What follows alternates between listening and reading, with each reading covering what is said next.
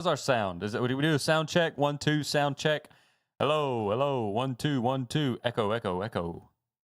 I sound good. You sound good. Good Yeah. or good? You sound good. I'm just kidding. You sound good. All right. Well, we're late. We are indeed. You know the magic words. Yeah. Let's get it on. Get it on. It must be quite apparent by this time to any thinking individual that the people of our country and people of other countries all over the world are coming to face a moment of grave decision. The time when we will choose the course of our future. Oklahoma, Texas, New York, Philadelphia, around the world, it's going to be a big nut bust. The Millennial Media Offensive podcast is now live. That's right, it's MMO 207 coming at you live. Today's February 17th, 2026, and from the great city and state of St. Louis, Missouri, I'm Dan Gehring. And from America's South Coast, where I can't spell, I'm John G. Dew. John G2 getting swole with the Terriots. Yes, I committed a major faux pas with my understanding of the spelling of the origin word for swoletariat. And it is indeed, Dan, you tried to tell me, it's an E, not an I. So I now have a worthless website, even though I only spent about $50 on it, and a major source of embarrassment in my life because I misspelled something. I have a $12 time, rule on domains. $12. That's $12 a year, though, right? Right. Yeah. That's what this was. Okay. Yeah, so I also can't do math. It's more than $50, I understand. But it's about, in that range. It's for 5 years. See, now I'm in the chat room. I'm looking at people, and they're saying things, and I can't focus on what I need to say. Yes, it's 50 or so bucks for 5 years. I have the worthless domain for 5 years. Who knows what'll happen? Maybe Swoletariat will become some major French brand or something. Who knows? Thinking about like those cooed countries in the Sahel. It sounds like something they might do. A swoletariat. Perhaps. Let's get them some internet first. Look, everyone's making money out of Africa right now, except for the show. I think that's our intro. Yeah, I know.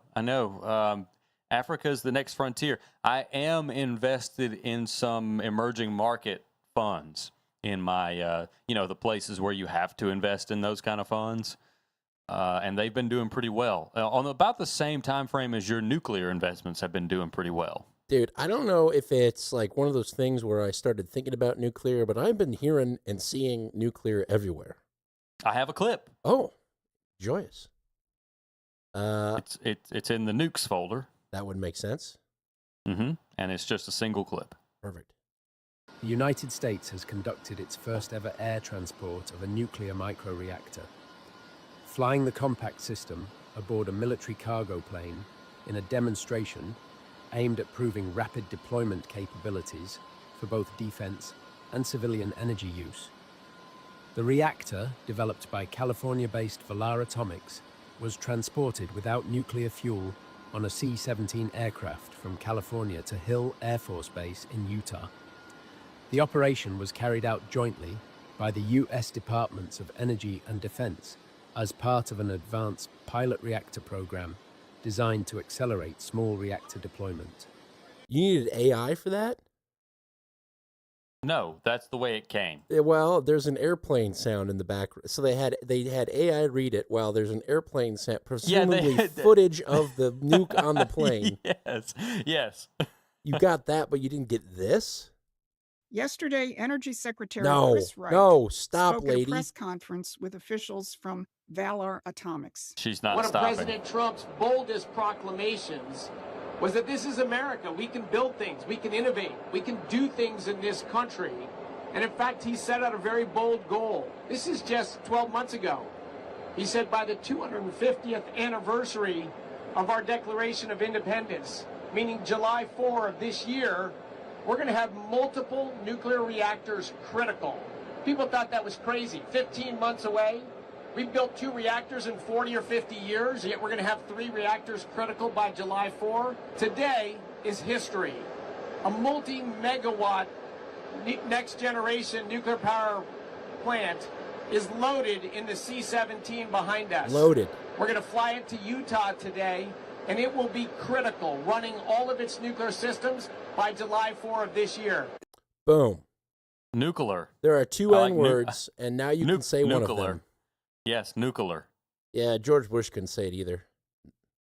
Nuclear, and, Trump's most bold proclamation is that this is America. This is America. We can vote do whatever for me. we want. I proclaim that this is America. It is America. Bad Bunny, this is America.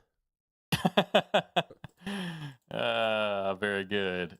Hey, I'm glad you saw that too. I should have guessed it when you were saying you have been seeing nuclear everywhere. Oh my God. Well, it's what we're not only doing it domestically like this clip, but spreading it around the world too. We had the Munich Security Conference. Before we get all into all of that right away, how are you? Holy breaks, Batman. Yeah. I want to know how you are. I think I've got whiplash. I'm going to need to hire an attorney. I'm fine. I'm good. I went to Mardi Gras. Oh boy. Went to Mardi Gras in Biloxi, Mississippi. Right. I stood right across from the Hard Rock in Biloxi and watched the parades go by. And my daughter only got hit by beads twice. One time she got hit, and this is her fault. She got hit by the beads because she put her hands over my eyes while sitting on my shoulders. So I could not see the beads coming. That'll happen. That'll happen. But it was a good time. It was a really good time. The one bad thing about the Mississippi Gulf Coast, there is I'm going to describe it as a shelf. It's not an island, but it's basically a lateral, or it's a peninsula that runs along the mainland, and it's connected eventually. So it's just the breaking up of the coastline. Sure. And into Biloxi, Mississippi, there is a north and south bound bridge. And then there is an eastward bridge out to a city called Ocean Springs. Whenever you have the Mardi Gras crowd on that peninsula, and then a wreck closes the outward bound lane of one of those bridges, oh, you're screwed.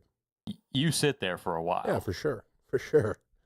I've crossed the Pontchartrain in a very similar scenario where there was an accident. You're like, what the hell do we do now?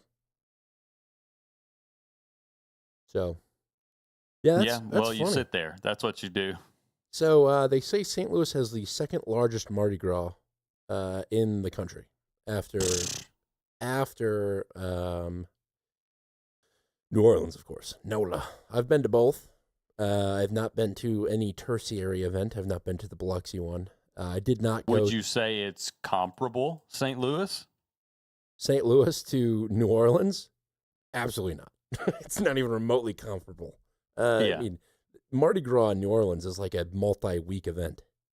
It's carnival. Yeah, there's a party all the time. People are wearing these kind of, I don't know, seemingly racist-looking masks. Like, is that real? Is that culture? Turns out the French and the Ku Klux Klan have a lot in common.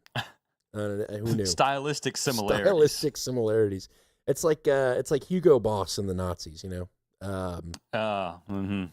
But yeah, I've been to both. Jimbo, who pops in the chat every now and then, and I lived with for many years. He's from NOLA, and so I went down to visit him one year. We had crawfish boils and went to parades and got pretty lit. I don't recommend daiquiris. Those are That is like an instant hangover. Yes. All the sugar. But yeah, it was a good time. I didn't go to the St. Louis one this year because it's less so kid-friendly and more so drunk-friendly. Yeah. So it's a lot of fun in your 20s. The Biloxi parade was a good mix. And basically, you can walk around the parade route beforehand and kind of tell by the people that are sitting along the route where you want to be. But we picked a spot right next to a park so we could, go walk around the park and let Cameron run around and play a little bit before the parade got started.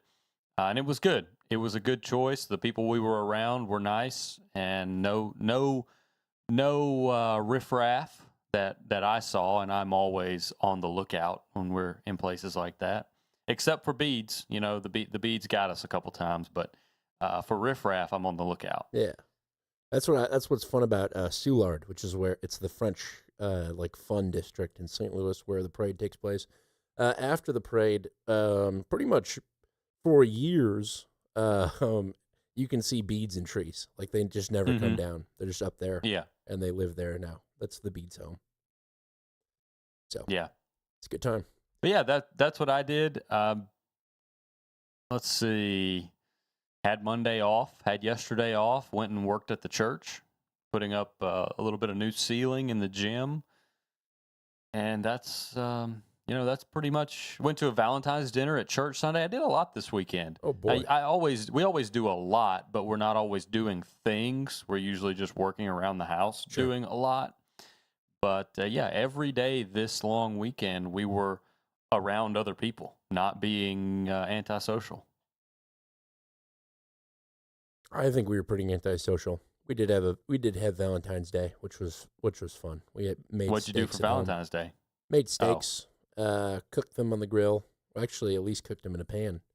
And that's it. We had chocolate covered strawberries and wiped some butts.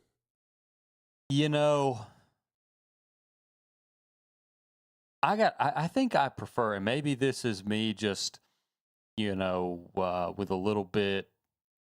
Do you salt your strawberries? Is this what you're about to do? No. No. What I'm going to say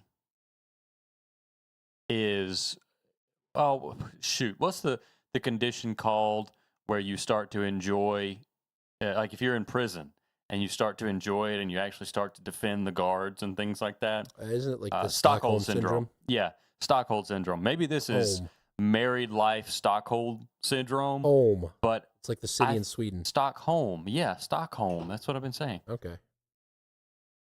But I think I like a steak cooked in a cast iron better than a grill.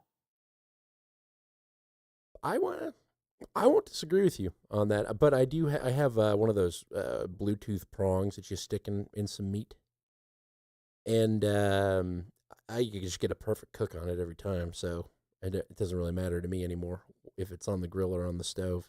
I know that internal temperature when it's approaching 120. So you really care that yours gets to 120? Well, I want to target 120 on the heat source and then pull it off and watch it rise to 130 or 125-ish. Far too scientific. I love the science. I also have a food scale for when I make my espresso in the morning. Wow. Yeah, 21 grams of espresso for a double shot, and it is perfect on a fine grind. Yeah, it's weird. Ever since COVID, I've been very much like that. Where I'm like, I'm going to perfect this and always make it perfect. Yeah. Yeah, I don't measure too many things. My teaspoons are the type that when I see it falling over the edge of the teaspoon, that's when I'm like, okay, I'll dump the rest in there. That kind of thing. I'm not a perfectionist that's why I can't bake. You'd be a good baker, Dan. You should take up baking, make some pretty cakes and whatnot. The problem is I don't like sweets. I'm a savory person, so Elise likes sweets, but she doesn't bake. She's an excellent cook. We have very similar taste profiles. Tonight she's making yasuba noodles with ground turkey in it. Mm.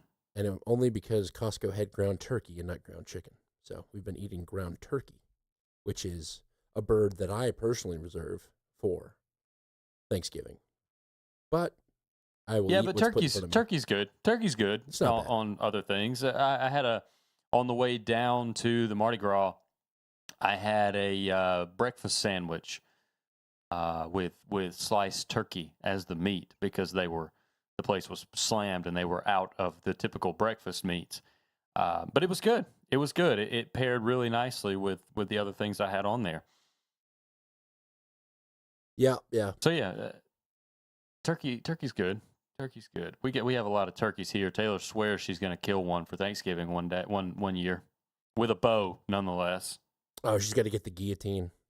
I've never seen it in action, but there was a promotional video at the sporting goods store. It's an arrow with a razor blade on it, and the head of the turkey just pops off when you shoot it. You've seen the video? So I've seen the one that is a scissor action, where the force actually closes the two small blades. So when you impact the turkey's head in the middle of the blades, they close, and it just cuts the head off. I like it. I am not. I'm not gonna type in scissor action turkey video. That probably means about 9 different things in today's parlance. So, yes, we'll reserve that for another time. Another time. Yeah. Well, I actually have some clips out of Carnival in New Orleans. Oh, perfect. There were a few things that happened, as things tend to happen at Mardi Gras. So if you go into the Carnival folder, you will see the first one that I want to play, which is titled "Aggressive Beads," and this is also thanks not searching that on Google either. No, don't search that either. I kind of hate that I said it, but this is thanks to Trashman. Trashman sent this over, and I really like this. And then I found a follow-on story for some trouble that another Mardi Gras crew got into that I think is probably a better story than the aggressive beads story. But I wanted to include this one to get us started on the Carnival clips. Got it. This was the moment Sunday when all riders on Float 32 were pulled from the Crew of Toth parade. An NOPD officer demands one of the last riders get off or be taken to jail. It happened about halfway through the Uptown Parade route near the intersection of St. Charles and Felicity.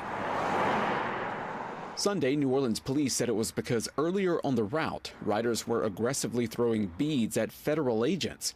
Monday, the department said that's not what happened. In a statement, NOPD said, quote, "Upon further investigation into this incident, it has been determined that riders on the float in question were reportedly throwing items in an aggressive manner at a civilian parade goer holding up signage in opposition of federal agents. Information received that items were thrown at federal agents themselves were found to be incorrect. The NOPD also apologized for the initial statement. Apparently, somebody was a little aggressive with their float throwing. The float continued on, riderless, making its way past Gallier Hall. Upset crew members who were removed from the float tell WWL Louisiana that when they asked why they were being removed, an officer told them it was because a rider was pouring alcohol into someone's mouth along the route. This was the second time this carnival season that a float was cleared. The weekend before, riders were removed from a float in the Crew of Carrollton parade after beads were allegedly thrown toward NOPD officers. The police chief addressed that last week. There's not going to be any criminal charges associated with the event. We just want to remind everyone that we want our Mardi Gras to be safe. According to the NOPD, there have been no criminal charges or arrests related to the Toth parade either. Man. Okay, so the report was in chronological order. Someone's pouring alcohol off of the float into someone's mouth. Then we get the report that they're throwing beads at federal agents. then the story becomes they weren't throwing it at the federal agents. They were aggressively throwing beads at protesters who were protesting the federal agents, which I think is just right on brand for these Mardi Gras floats and the people involved with them. Oh, absolutely. It's expensive. It's like thousands of dollars in beads and whatnot to get on one of these floats. Yeah. Yeah. So it's a bummer. Yep. You can't throw a fast one at a blue-haired along the route. Yeah, I know. It's a shame. What does New Orleans you know, come to? Yeah, the administrations of all stripes are just defending the wrong group. So the next one I think is much more entertaining. Classic, especially in light of Jesse Jackson passing away. I think today. It's a real laugh, guys. You're gonna love it. Well, I think he is basically, his spirit is ascending away from the earth, seeing this story propagate the airwaves and just screaming no and begging God to turn him around and send him back so he can do what Jesse Jackson does in this very scenario. This is a float getting in Barbie doll trouble. Oh, boy. We are not standing silent. A group of civil rights leaders in New Orleans are appalled at what Shayna Lee's daughter caught on the route Saturday. I was like, there is no way. The crew of Tux threw her a black Barbie doll with a string of beads around its neck. It was her innocence that was taken away because I had to expose her to, a darker side of racism. No, you and didn't. Tell her No, why you she didn't. couldn't, why she wasn't allowed to play with it. After the parade, city leaders called the throw hateful and harmful. This is not funny. Mayor Moreno said in part, quote, "Let me be clear, the display What the hell was that? is deeply offensive, unacceptable, and has no place in our city." Attorney General Liz Murrill called it disgusting, vulgar, and racist. Murrill says she'll be opening an investigation and intends to hold the individuals responsible. The crew says they plan to do the same, saying in a statement in part, quote, "This behavior is intolerable and completely contrary to the beliefs and values that the crew of Tux holds."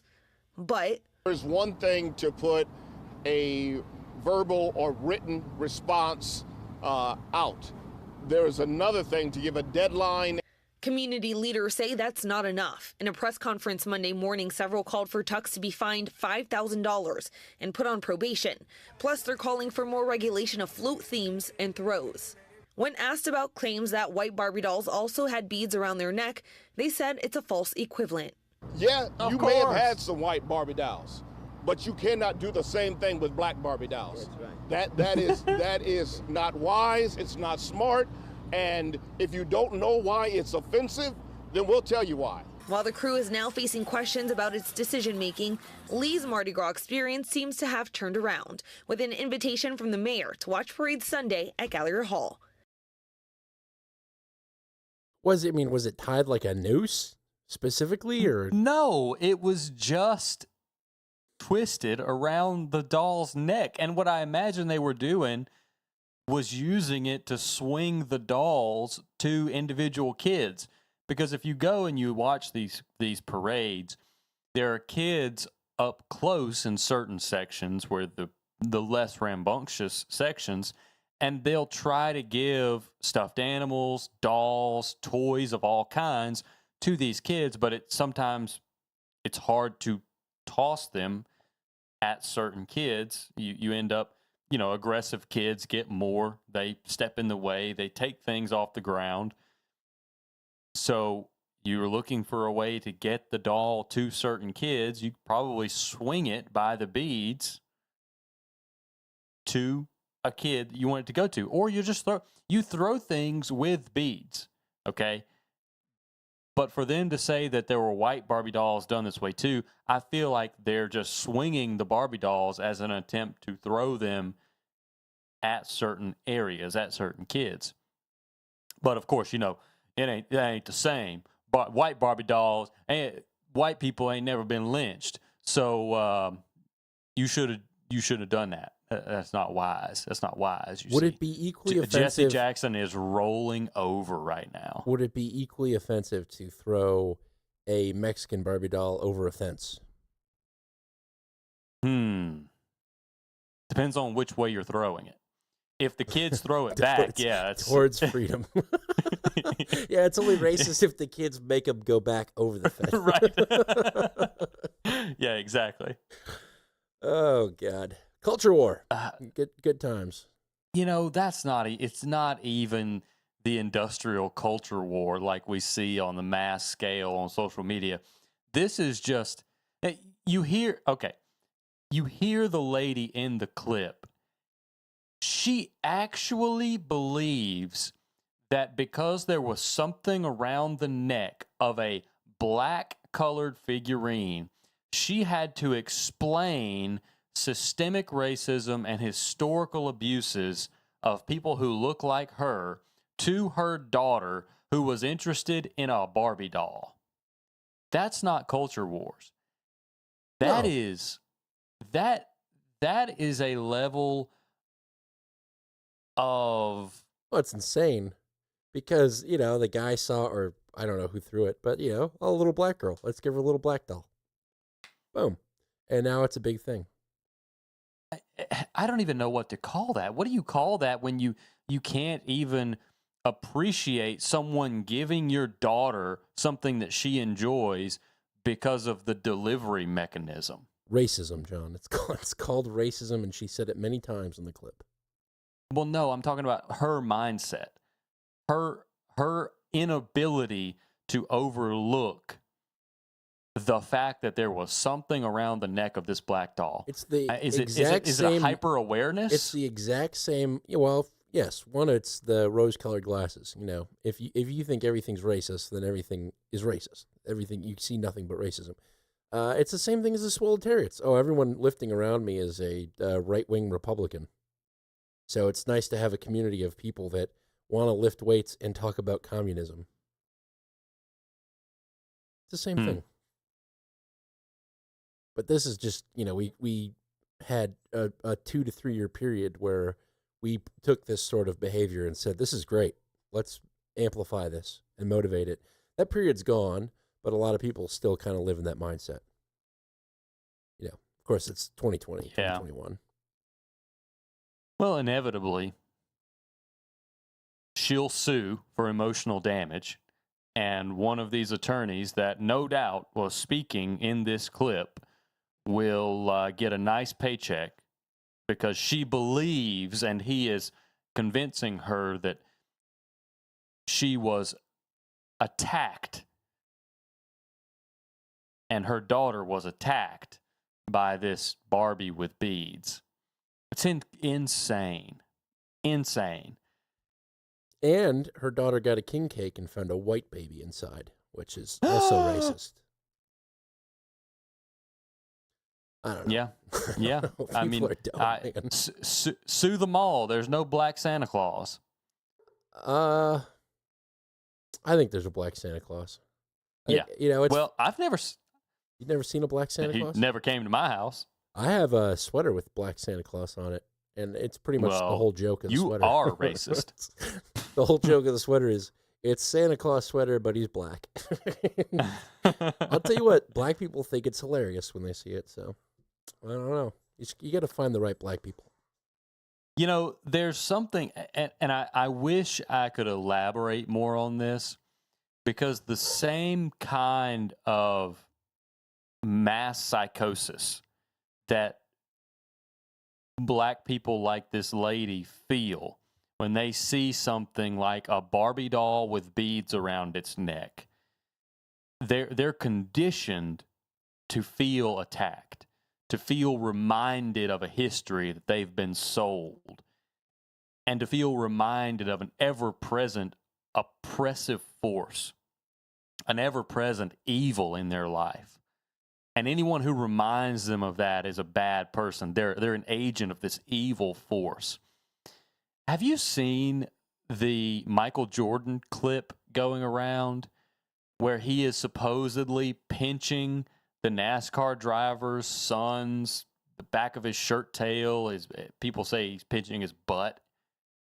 No, I have not. I have not looked at. Will not Google that either. Okay, well, you will see it now, but I think this is on par with the hyper awareness of some oppressive evil that the black lady feels when she gets the Barbie doll.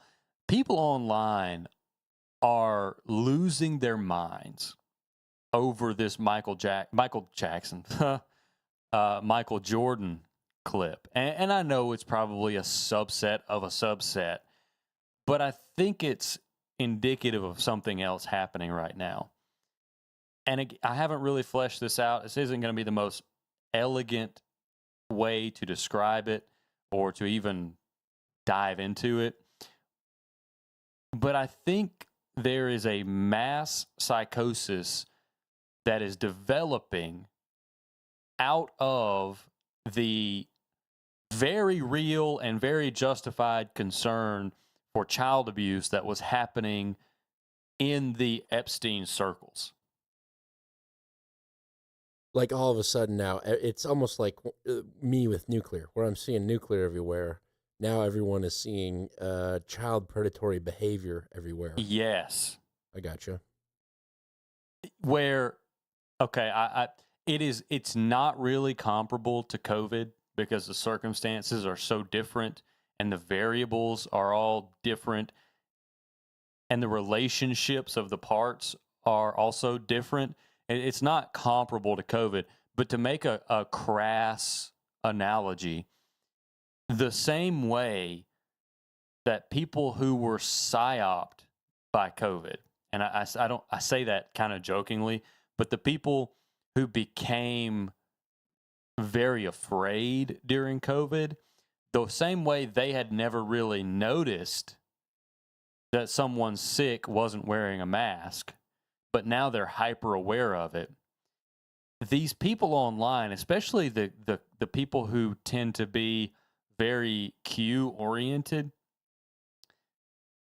they never noticed when people were sick not wearing a mask, or when a clip surfaces of some potentially out of context actions between very close family friends, Michael Jordan and this NASCAR driver. But now they're noticing. They're very hyper aware of these things, of this ever prescient evil in society. And I think this is a really dangerous thing. And I don't mean that in a way of,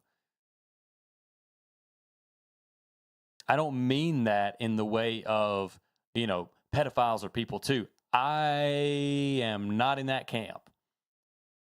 I think it's one of the worst things you can do. I think Jesus Christ was right when he said, if you harm a child, you'd do better to have a millstone tied around your neck and thrown into the ocean.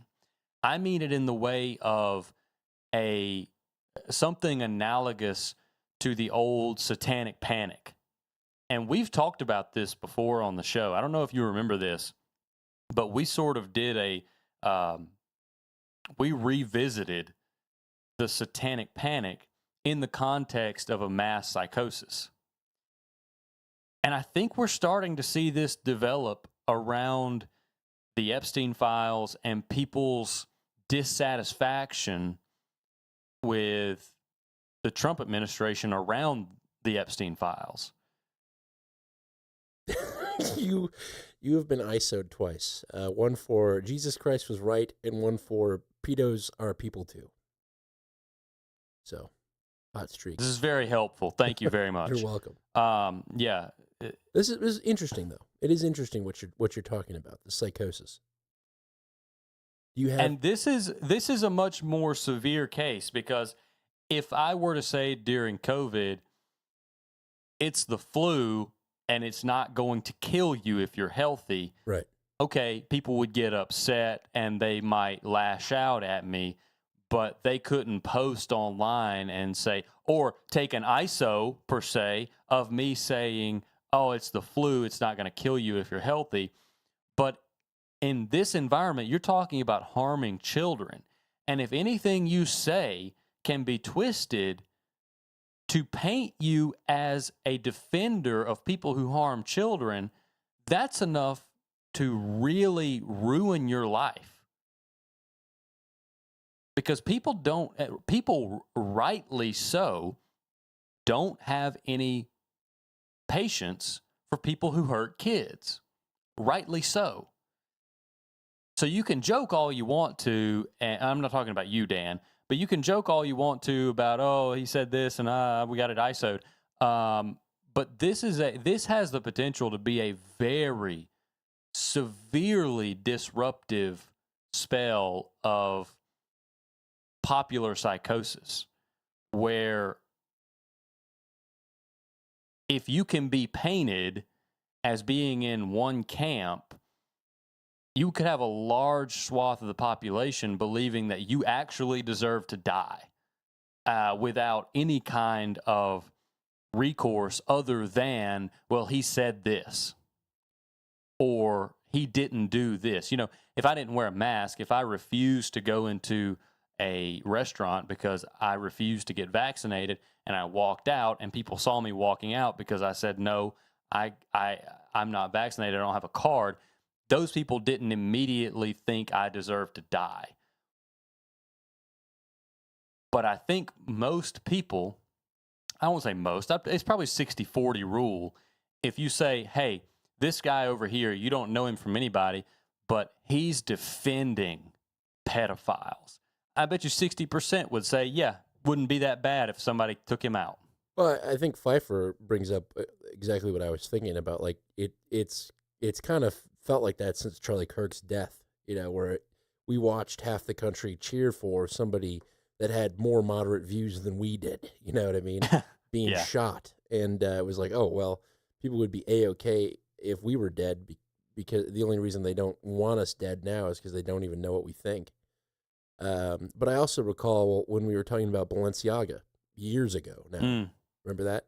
You kind of took this position of it's like they're kind of being edgy, and there were people in the chat room at the time that rage quit because they were so upset that you would take it there as opposed to, you know, it's clearly that they're talking about hurting children and all that stuff.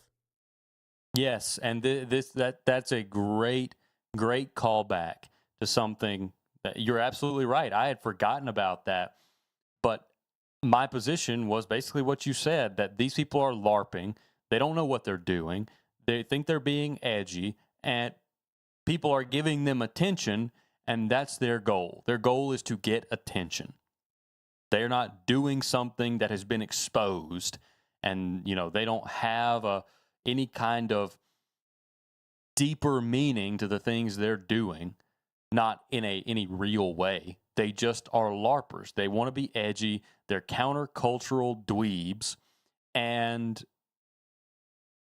they're happy to be getting the exposure they were getting around the Balenciaga thing. And you're right. People wanted to believe. They wanted to believe that this was the smoking gun. And if you want to believe something, you can really overreact to someone who doesn't want to believe the way you do, which is why it's really important to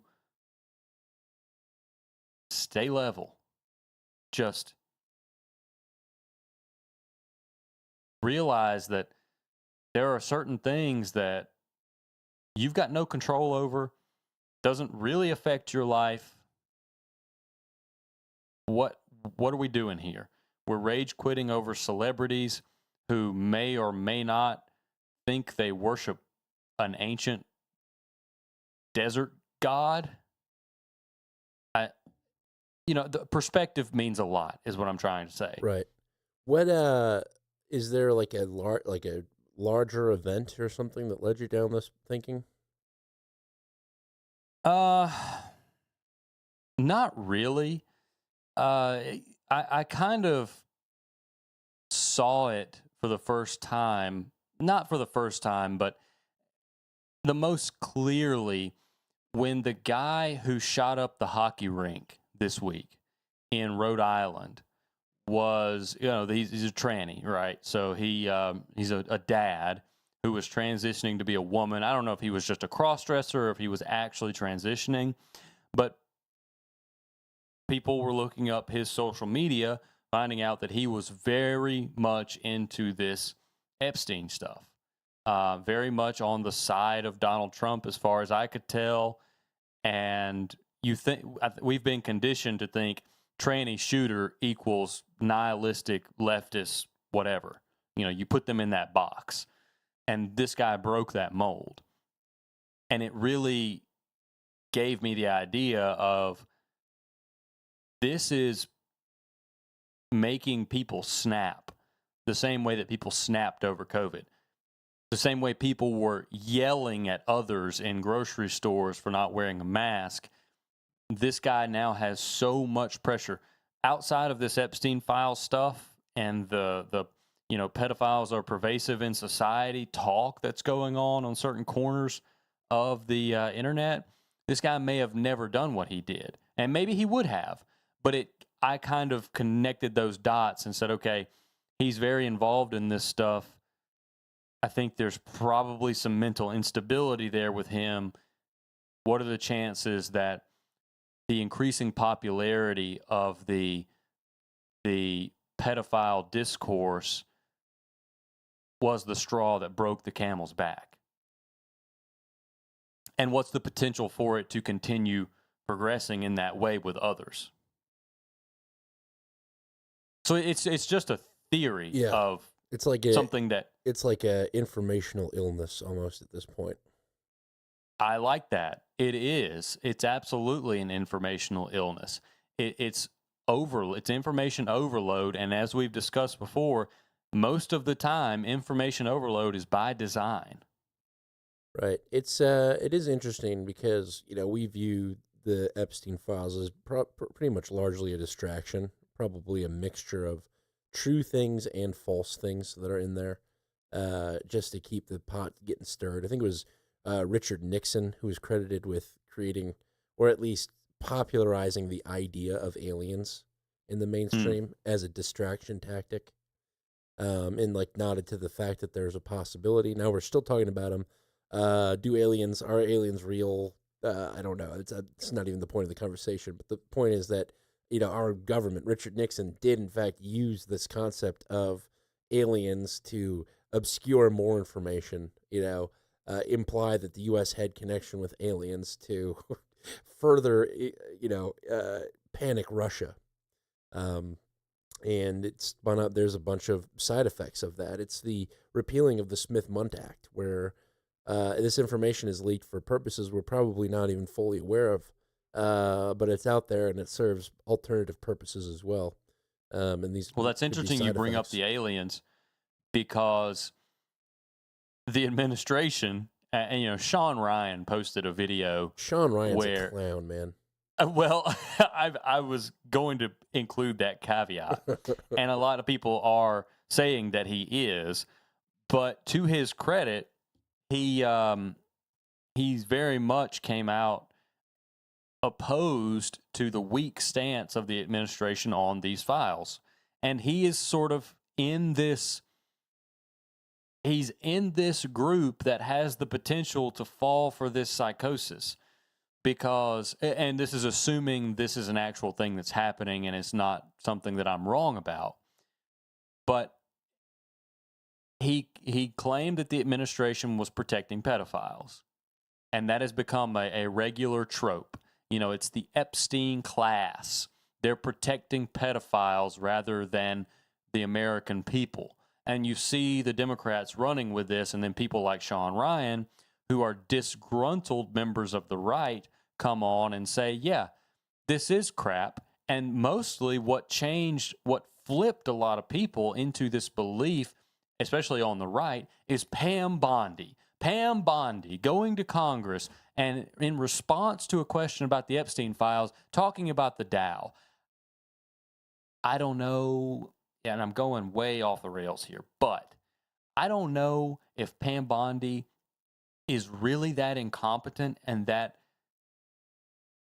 confrontational that she acted this way in this hearing.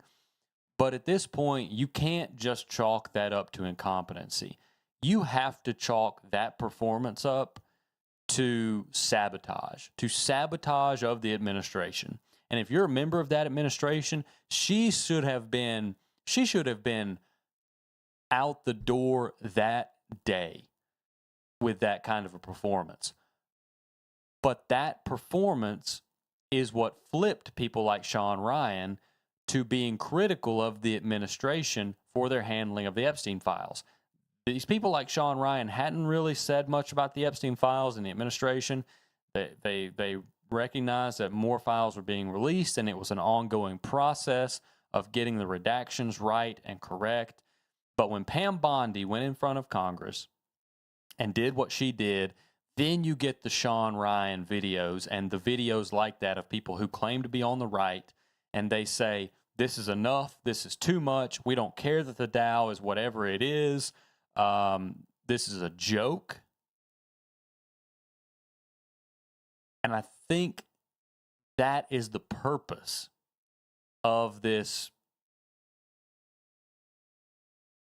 potential psychosis. And it may not turn out to be as bad as I had described earlier, where you take one out of context clip from some random person and then you hate them because of that saying.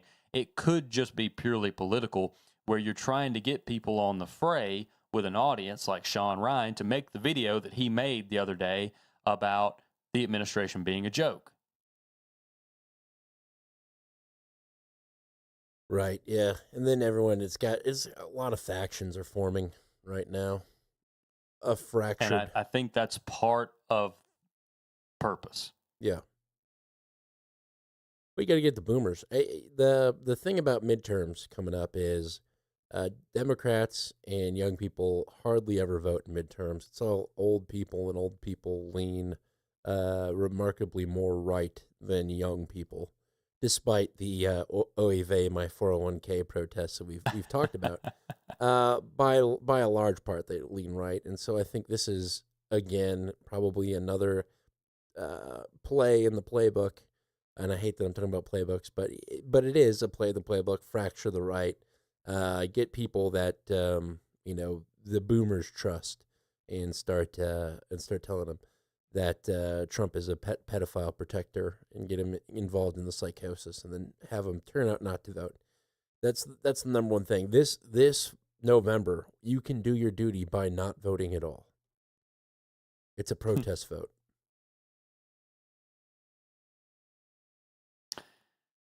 Yeah, well, Ooh, I really... Crispy.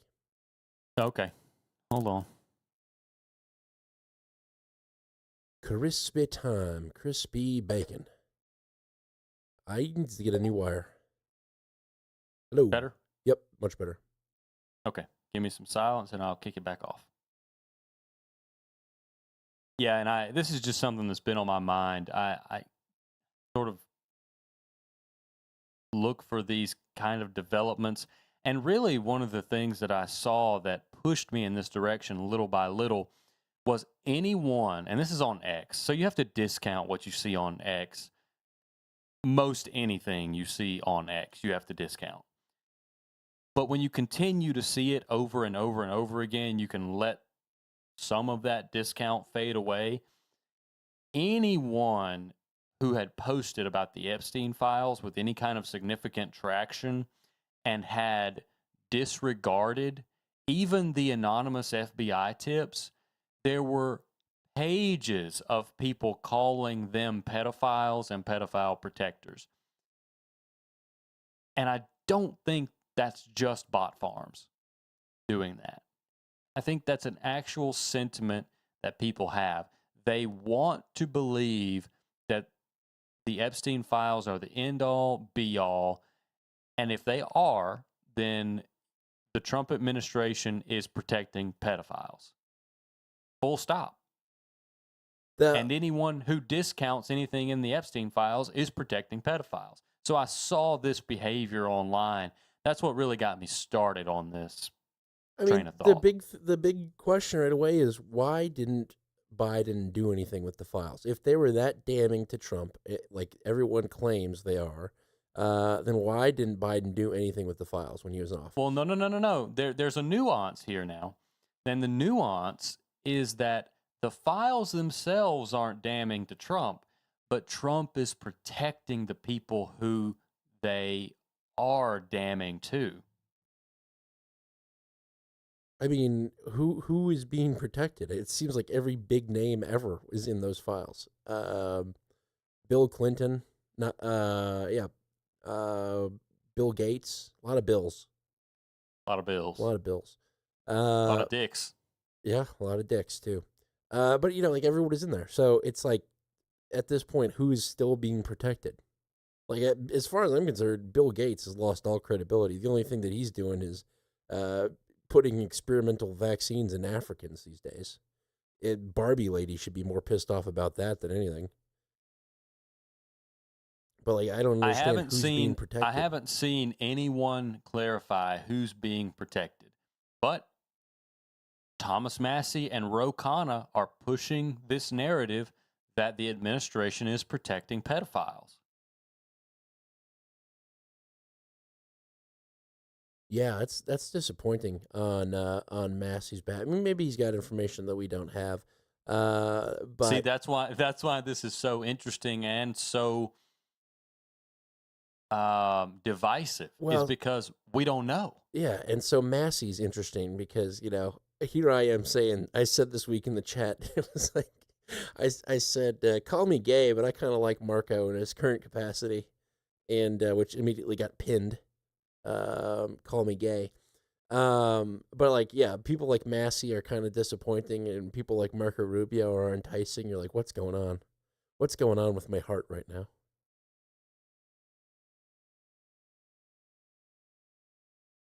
I don't know what to tell you. Yeah. You're developing a flair for the exotic.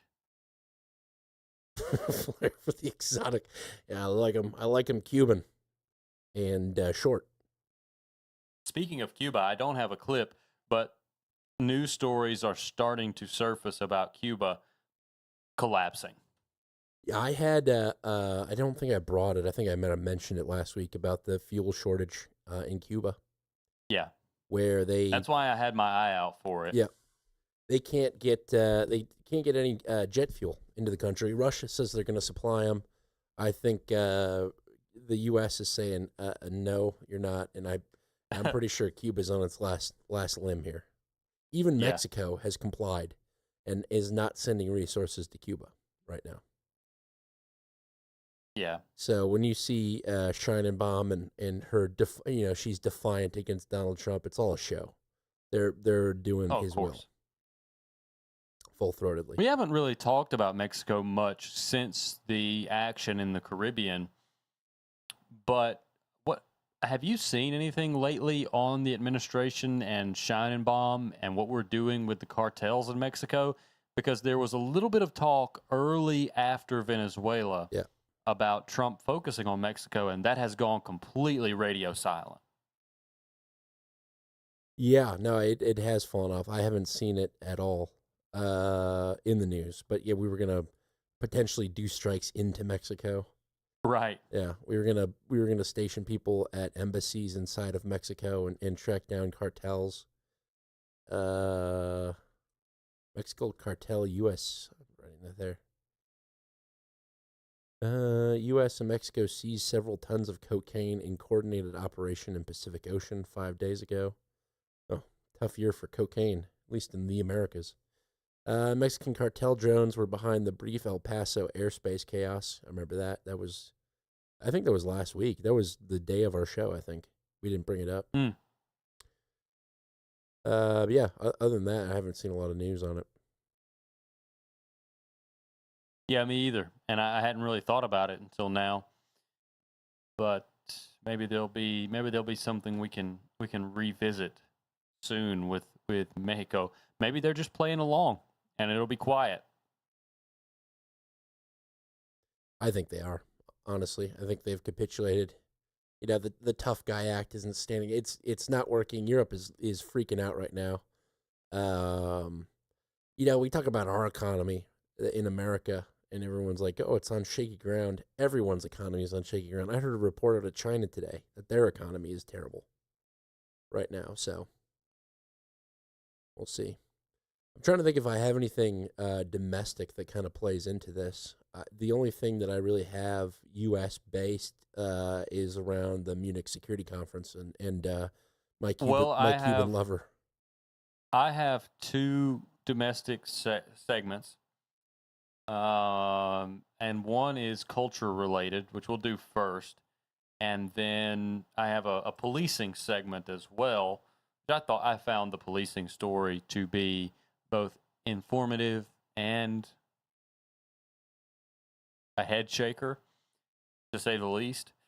But let's do the culture one first. This is something we have talked about loosely in the past too, and that is the cultural nihilism that tends to be cropping up, and now CNN is covering this, and they're covering it in the context of the 764 group. So this is in the culture folder, and it's the 764 report to get us started. Oh, yeah.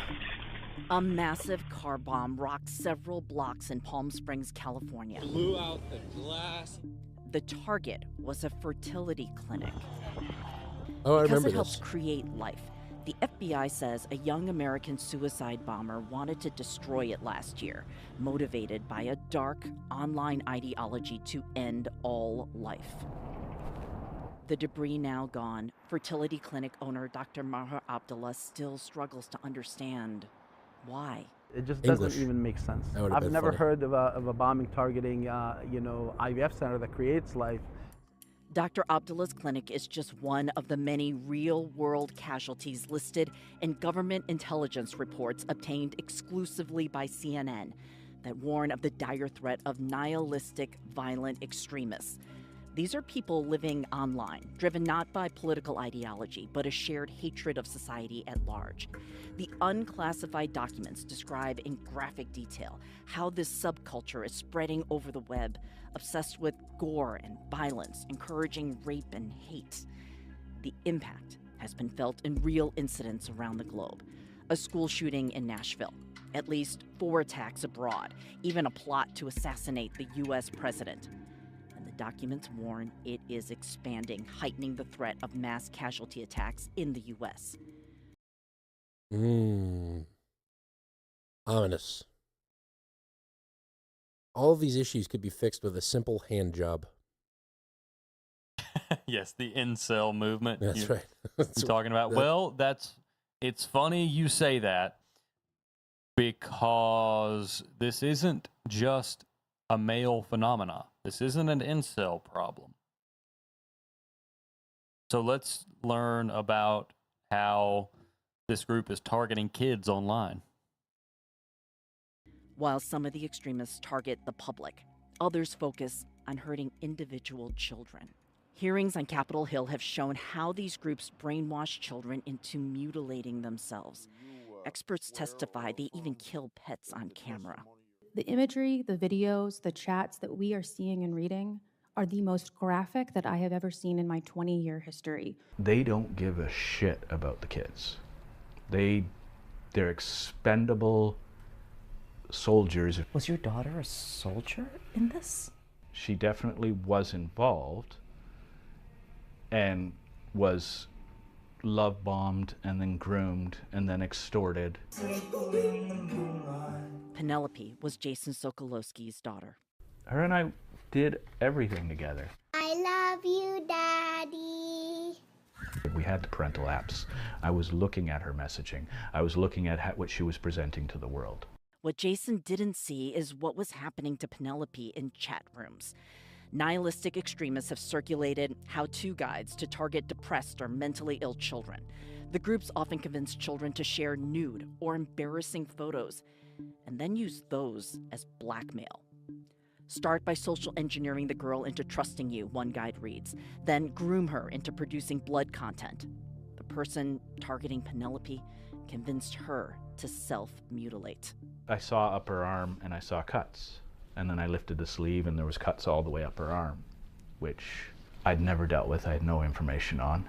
I noticed that she had culprit written on her leg. That's when I opened up her phone and found messaging between her and culprit, her groomer.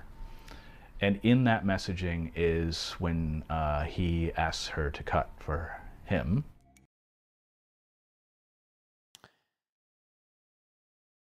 Okay. Heavy. Yes. And I told myself that there's no, earlier I said, got to stay level. Okay. I'm trying to do this through this report. But I can't imagine being in this dad's shoes. I just can't imagine it. No. But you're telling me that this was done over Discord, we'll say, some chat app, and we're supposed to have the most invasive, overbearing surveillance apparatus known to mankind, and whoever this culprit is, can't be found? Something doesn't line up there. Right. So, that being said, we'll listen to the conclusion of that storyline, the kids' conclusion, and then move on to listening to law enforcement and what they're trying to do about this. Penelope's abuser was a member of something called 764, a group within the larger nihilistic violent extremist movement. The FBI has opened hundreds of cases, charging dozens of members of the group and as many offshoots for similar abuse. At the time, Jason and authorities didn't understand what was happening to Penelope. I brought this up several times to several doctors. I said, she has these names carved into her body. How come nobody here is talking about this? How come nobody's able to give me any insight onto this or anything? So society at large didn't know the signs? No, they'd never seen this before, so they had to fit it into categories that they were familiar with. Jason says his daughter's abuser has not been caught. And Penelope, she died by suicide last February. This massive reservoir of sadness that I have access to at any time. It's always there. It'll always be there. We have a new thing happening in our society that we don't understand, and we're plowing forward while our children are getting decimated. We're going to be so far behind if we don't start wrapping our head around this as a society. Our governments, our institutions, our healthcare, our police forces, our teachers. This is one of those things where even someone that's a champion of self-responsibility, it's tough for me to accept that this is the answer, because raising kids is no easy task, and it's definitely made less so by our technologically connected world. But this is just a reinforcement that you have to be serious about raising your children to know right from wrong. Right. And you cannot waver in that endeavor. You can't do it. It could cost you everything.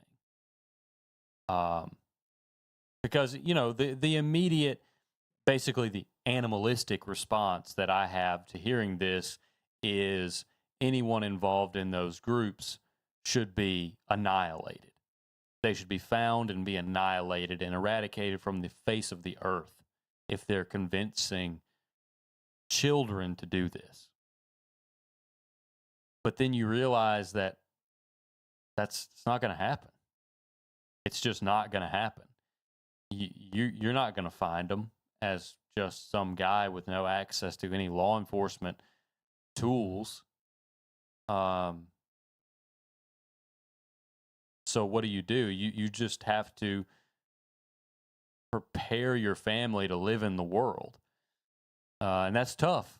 It's a tough pill to swallow because it feels good to think that the answer is to go out and annihilate these ill-meaning people. But Brothers of Christ, unite. Yeah. I mean, you have to. If you want to protect your children in this world where anyone can reach them, you have to strive to teach them as best you can. And the best way to do that isn't doing it alone. It's doing it with people who believe the way you believe about ethics and about the way you should behave in the world. Right. You know, we've created a society where it's now it's considered wrong to criticize somebody else for doing any sort of action, right? You can't be critical of how one culture does something or how a group of people do something. It's, you know, there's things like terms like kink, oh, you're kink shaming or something like that. And we need to focus on this is right, this is wrong. And kind of get back to building the Christian nation within the nation. You know, I texted you about this when I was down in Miami about a little group that we should start. That's you know, potentially their focus is on spreading love, but they're also very well equipped and trained in certain methodologies. They're understanding what's going on. And, you know, the people that founded No Kings right now, they're hosting this seminar, and it's hosted by mostly these kind of lefty people, but it's like how to get to yes, effectively teaching sales techniques to progressives on how to convince people that they're right in their political beliefs and to join them, and how to like break down other people's walls into getting them to see from their perspective, which might not be a bad thing overall if we can have more political conversations, but it seems like the end goal is to create more progressives out of conservative people. So I think there's a counter program, there's something that needs to counter that, and I think we could do that. We could legitimately build people, the brothers of Christ, as I've called it, that are trained in recognizing this stuff, talking about this stuff, exposing this stuff, and protecting against this stuff. And if needed, go on the offensive against stuff like this. Yeah. And there's a really good practical example of this that's sort of forming in communities around the country already. And this is groups of people who have decided to act as support groups for one another when they decide that their children, not only do they need the parental apps on the phone, they don't need a phone at all. Right. And that is something that's a really easy vector, if you ask me, into this realm where you're looking for people, and you will find people. You don't have to go out and buy a billboard to say, here's how we live. Call me if you want to live this way too. You will find people in your day-to-day walk just being honest with them, and opportunities will come up for you to elaborate on the things you believe and basically witness to people about what's right and what's wrong without being an overbearing jerk. These opportunities will arise if you just go out into the world. So I like this idea. I think it has real potential, and potential in a way that means a lot more than what most people think when they think potential. Because if you can save one girl from falling to the fate of the girl in that report, endless hours would be worth it. Well, yeah, it does seem, and I agree with that. Saving one person is worth it. Because, I see this constantly on social media where there's a girl and she wants to pursue a career in singing, but she's also got massive cans. And I don't say this in any sort of jest whatsoever. So she goes out to California to pursue a singing career. But because it's so difficult to make it as a starving artist, and she's got massive cans, she starts an OnlyFans. And before you know it, she's not producing music at all. She's on OnlyFans. So it's a complete societal decay, but I think pointing it out, calling it out, and naming it and fighting against it is the only way to do it. And yeah, I said cans. Yes, thank you, Chet. But it's just my way of saying, these kind of signs, this pattern of behavior exists within society, and different groups will point the fingers. Yeah, it's the Jews, it's the leftists, it's the whatever. But overall, it starts within oneself. No, but that's the thing. That's exactly right. Thank you. You were. My mind got sidetracked on you talking about the groups and who to blame. It's not. The mission isn't about blaming and looking for excuses. Well, we can't do anything because it's this ethereal group that we don't know any members of, and they control the media and they control everything. That is a defeatist way of looking That's at this. The psychosis that you've been describing for the past hour. That is the yes, thank you. I knew I went on for a while, but I'm just saying. I'm not shaming you for it. I'm just saying it sounds to me like that's what the same thing we're talking about is who's to blame. What's got to run through the heart of this movement is that it's only about the people that you are interacting with. It's not about anybody else. It's about you and the people who share your ethics and have a common vision for your community.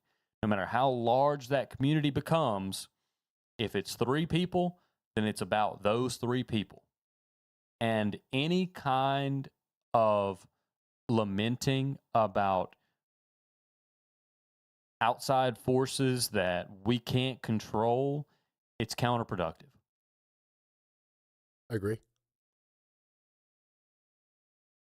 And this goes back to the Balenciaga discussion, because the thing that will hurt the people that you're telling that they control society, if you're telling this group that they have all this power and they're hearing it all the time and they have to feign like it hurts them to hear that, you're telling them they have all that power. What do you think happens to their ego if the masses one day just start ignoring them?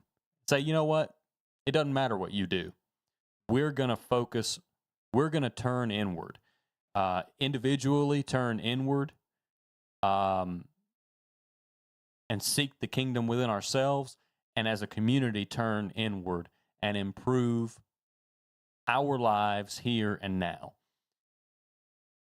Don't you think those people that you give all of this indirect praise to by telling them how powerful they are, don't you think that would irk them?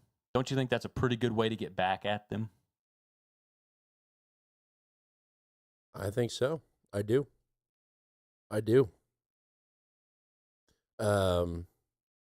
Yeah. We should form a group. Okay. I'm leaning on I won't fight you like I fought you on the podcast for at least once. About the swoletariat. I think we should form a group. Title, I like Brothers of Christ, but that was a kind of a different thing that inspired that. But I think it could all fit under the same umbrella. Workshop a title. Maybe we're like the Lord of the Rings, where we don't overtly say it's about Christ, but it is, I think there are many strategic decisions, but they don't need to be overthought and labored over too much. Sure. I think the goal should be We'll talk about it. We'll talk about it, and we'll present our findings. We're doing a commission. It's the Millennial Media Commission on General Improvements. Societal improvement through self-improvement. That just reminds me of the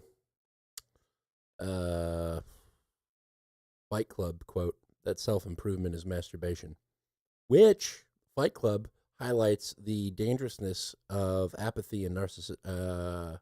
Yes. Yeah, that's what it highlights pretty much. Well, speaking of narcissism again, let's listen to this law enforcement clip. Gotcha. And see what law enforcement is doing about this. The government reports say the alarming threat now is that this violence is no longer just online. Some of it has moved off chat rooms and into city streets, like in Palm Springs. The bomber who targeted the fertility clinic posted an audio message on the web before he died in the blast. I'm angry that I exist. I'm pro non-existence is what I am. It seemed like something that you see So on TV. profound. Is this proof that online ideology has real-world impact? It can lead to, violence of this magnitude. The records CNN obtained show there have been other threats. 3 Bulgarian women detained at an airport discussed organizing bombing attacks in U.S. cities with a teenaged American suspected of ties to the movement. Yet, law enforcement has struggled to blunt the threat. The FBI says it has information gaps on how extremists use technology to mask their identities and coordinate You online. think? With the Department of Homeland Security urging local help from educators, emergency room personnel, and veterinarians. Oh, because of the animals. I was like, that's an interesting collection of people. Yeah. So basically, law enforcement is completely in the dark. Yeah. It's on us, folks. Get a Bible and a gun. And, I want to make a point here. Even if you had a perfect administration that said, this is a problem, if they could tell you exactly what the problem was and show you results about how they were solving it, how they were protecting you, do you know what would happen in 3 years? They'd be gone. And you'd still be there with your family and your community. And you'd be less prepared for a world that has marched right on forward because you trusted someone who told you they were doing the right thing and showed you proof they were doing the right thing. You cannot trust the federal government to do anything for you. You have to do it yourself. And I'm talking to myself as much as anybody right now. It feels great to say, yeah, Trump is going to make America great again. He's going to fix all our problems. China's not going to be able to do anything to us. He's going to bring Russia into the fold. It's going to be an incredible few decades for an American Renaissance. It's going to be incredible. They're going to look back in the history books and say, wow, that was great. And everybody who lived then surely prospered. And it doesn't matter. Because please clap. The effects, thank you. The effects of that are going to be so diluted and so delayed when it makes it to people like you and me that we've got to fix things around us first. Yeah. First and foremost. Mm-hmm. And you know what will happen if it's really successful in 2 generations when I'm in the ground and wherever that might be, the people the that are mausoleum, of course. The mausoleum, of course. He was right all along. That's what I'll say. Hopefully on the door not being bombed out by the American military. Right.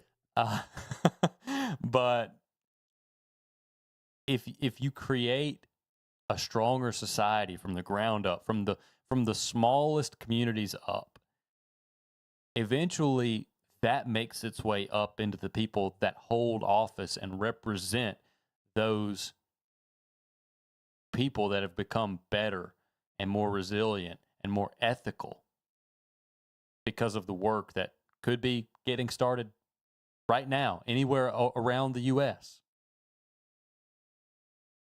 I didn't mean for this to be a, motivational speaking seminar, but there are problems. There are real dangerous problems.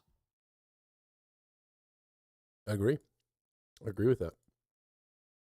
Well, yeah, let's look into it. We'll form the group. We'll improve the world, and That'll be that. They will erect buildings in our name. Step 3, question marks. Step 4, profit. The ideal scenario is to have a statue built of you and then be so controversial that people want to tear it down. If people want to tear down your statue, you probably did something right. Yes. I would agree with that.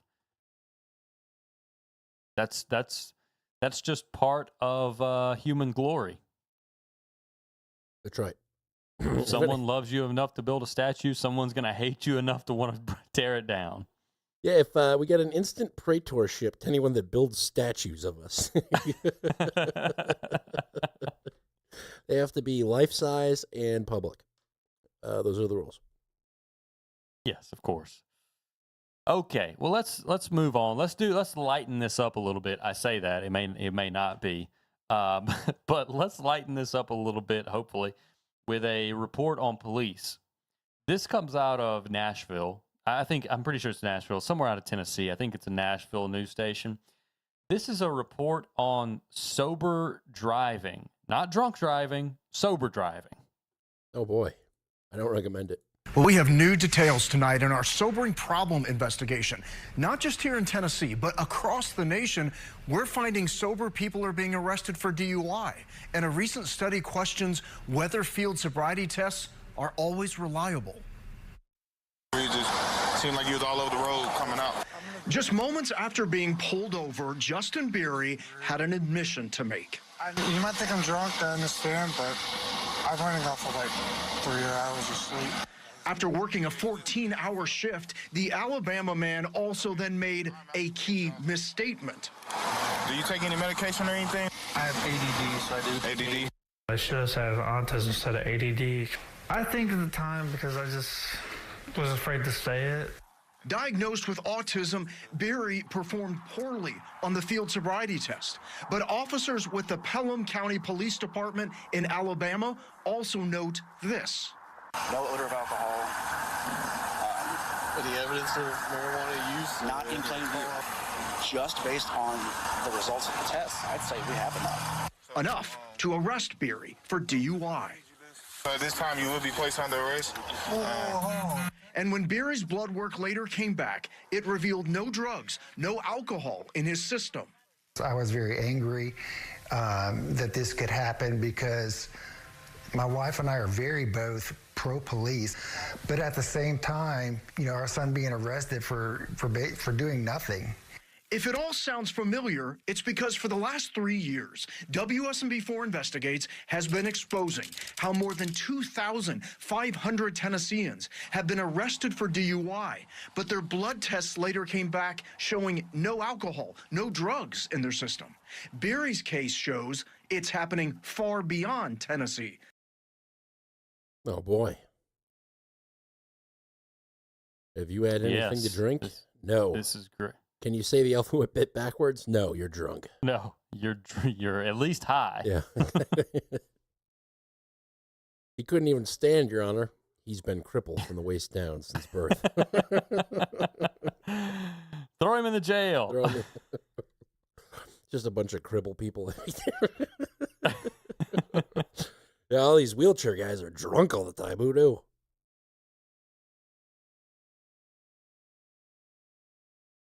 Yes. Okay. Well, I got another clip here. This is examples. Examples of this happening. Using lawsuit. Police and news reports. WSMV4 Investigates found sober people in all these states saying they were arrested for DUI, including in Hawaii.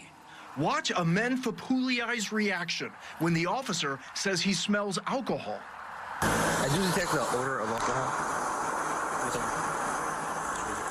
Drink it off. Even though he blew 0 on a breath test, he was arrested. I felt embarrassed. I felt profiled. I don't smoke. I don't do drugs. I don't drink. Honolulu prosecutors declined to pursue the case, citing insufficient evidence. In Florida, Ali Cupilo's blood work came back showing she was completely sober when she was arrested for DUI. What was it like when he put the handcuffs on you? It was scary because I knew that I wasn't drunk. And in Iowa, William Penn University football player Taven Galinakis is suing the Newton Police Department for arresting him for DUI while he was sober, even after he blew 0 on the breath test. I blew 0, so now you're trying to think I smoke weed. That's what's going on. You can't do that, man. Oh, yes, they can. Evidently. And they will. Well, what's driving this?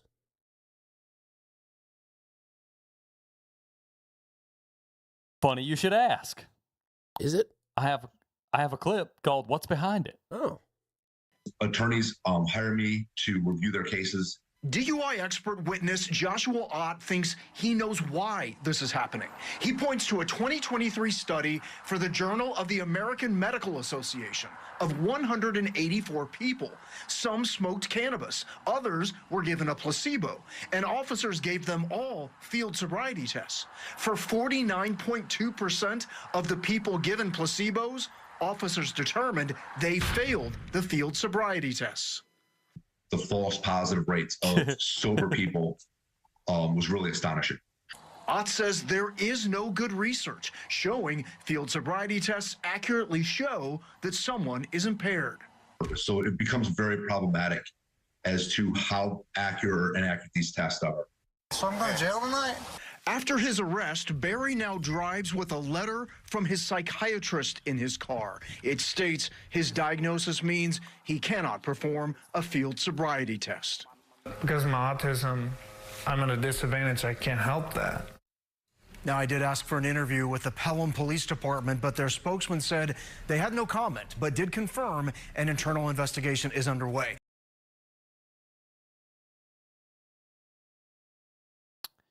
Yeah.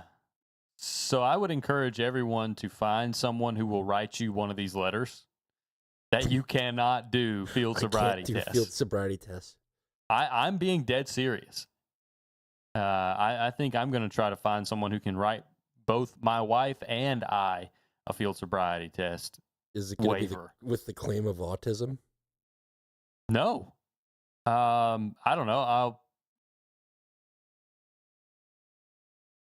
I'm sure there is some.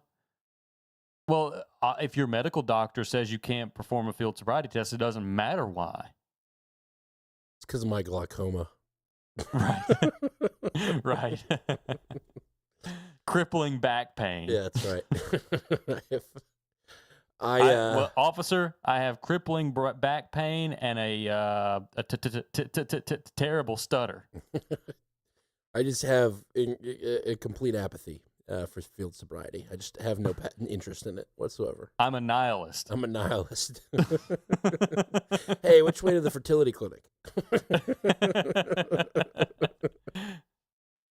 We don't care about nothing, Lebowski. That's right. Oh, man. Okay. Let's see. So that was domestic. Let's talk about Munich Security Conference. So that went on this weekend. Yeah. You know what's you've been itching to get away from the U.S. Well, I have been. So what's interesting about this is I will give a 45-second snip of Rubio's actual speech. And does he have a lisp usually? He is a bumbler. Yeah. Well, he's lisps in this, but I think this is the most insightful 45 seconds out of his whole speech, and I'll tell you why.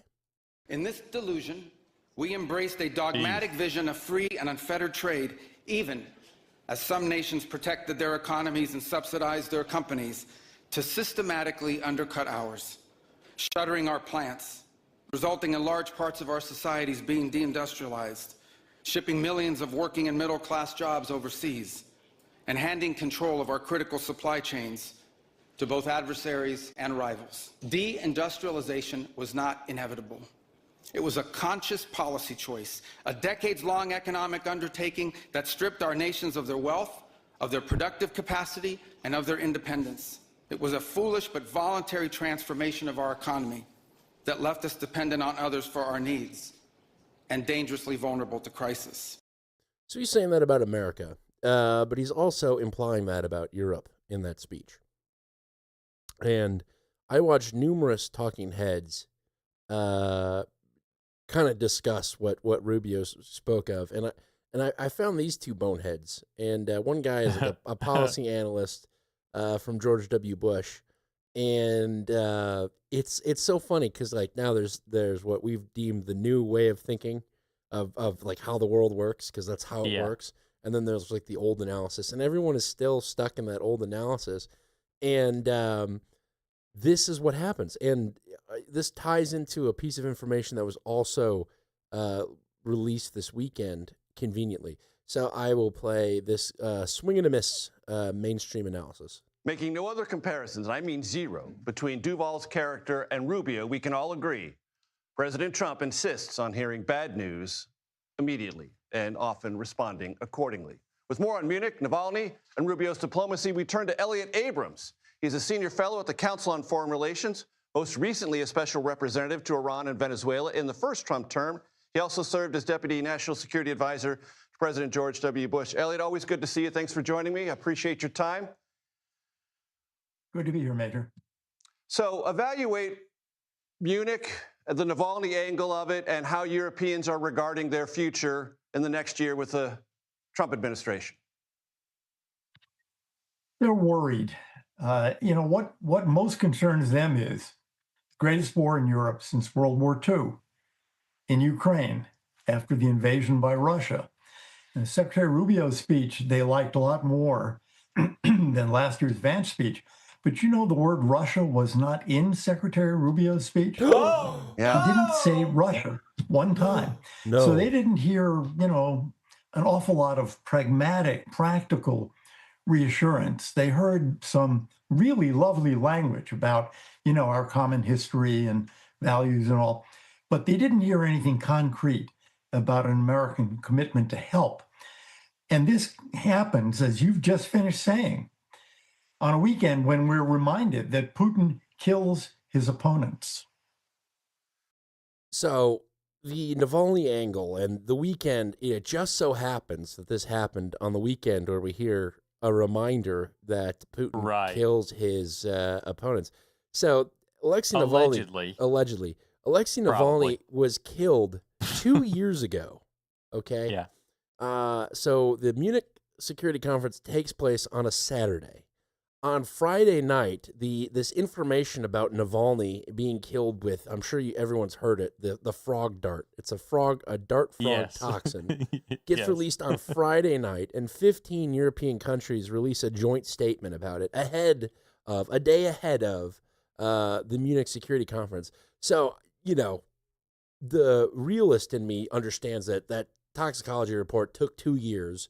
And it just so happened they got the information the night before Europe was meeting to discuss security moving forward. Is complete horseshit. It's information warfare. I'll play the clip about this frog dart, and then we can hear the second part of this swing and miss analysis. But it's like plain and simple. Like even people that don't look at media lies for a living should be able to pick up on the fact that this guy killed 2 years ago. The toxicology report coming out the day before the Munich Security Conference is it's simply information warfare. Period. There's no the charts aligned, the stars aligned. It's horseshit. Here's the clip. Here's the clip on the frog dart. A lethal poison from a dart frog found in South America. That's what kills Russian opposition figure Alexei Navalny. likely, say, European nations. The United Kingdom, Sweden, the Netherlands, France, and Germany have released a joint statement here at the Munich Security Conference saying that this extraordinarily exotic poison called epibetidine was what was behind Navalny's death. Now, that was announced 2 years ago at the same security conference. He died in a prison colony in remote Siberia called the Polar Wolf, over 1,000 miles away from Moscow. Mystery surrounded what had caused that death, and there's now been an extensive 2-year-long investigation by these European nations to find out exactly what the poison was. It joins a terrifying list of things that Russia's used to kill its political dissidents. Novichok, directed towards a spy in Salisbury.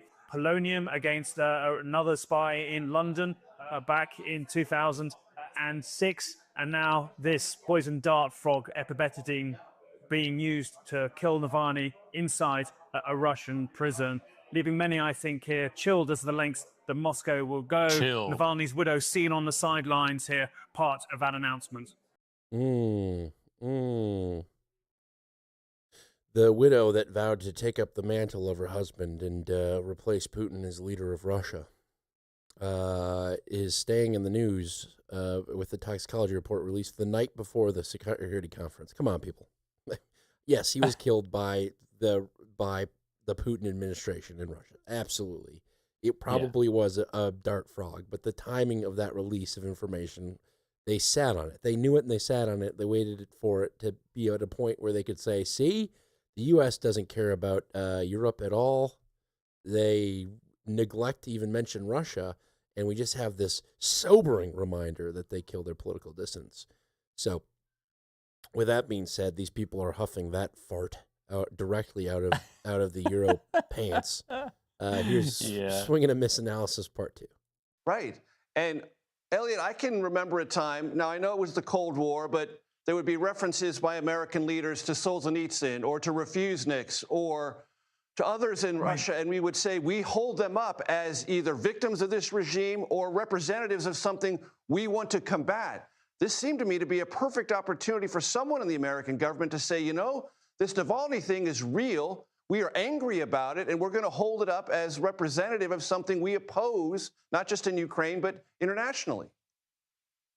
I think you're absolutely right. And it's fairly shocking that not one U.S. official seems to have commented on it. Not the president, not the secretary, not, even a spokesman for the State Department.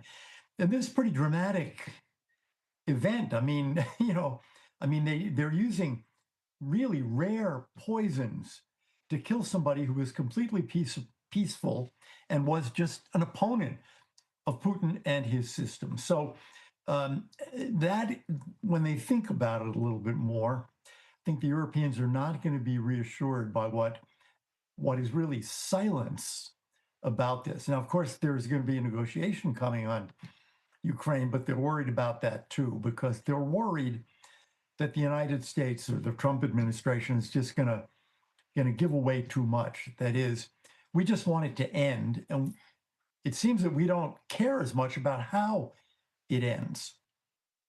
And there's a sense, based on what I read Which is true. European newspapers and coverage of Munich in the last couple of months, that Europeans have decided, principally over Greenland, that these things are not going to be put back together in the way they once were. That Greenland was such an affront, such a challenge to the underlying existence of and imperative of NATO, that even after the Trump administration, it's going to be hard to think of this alliance and this relationship as it was once thought of. How do you evaluate that?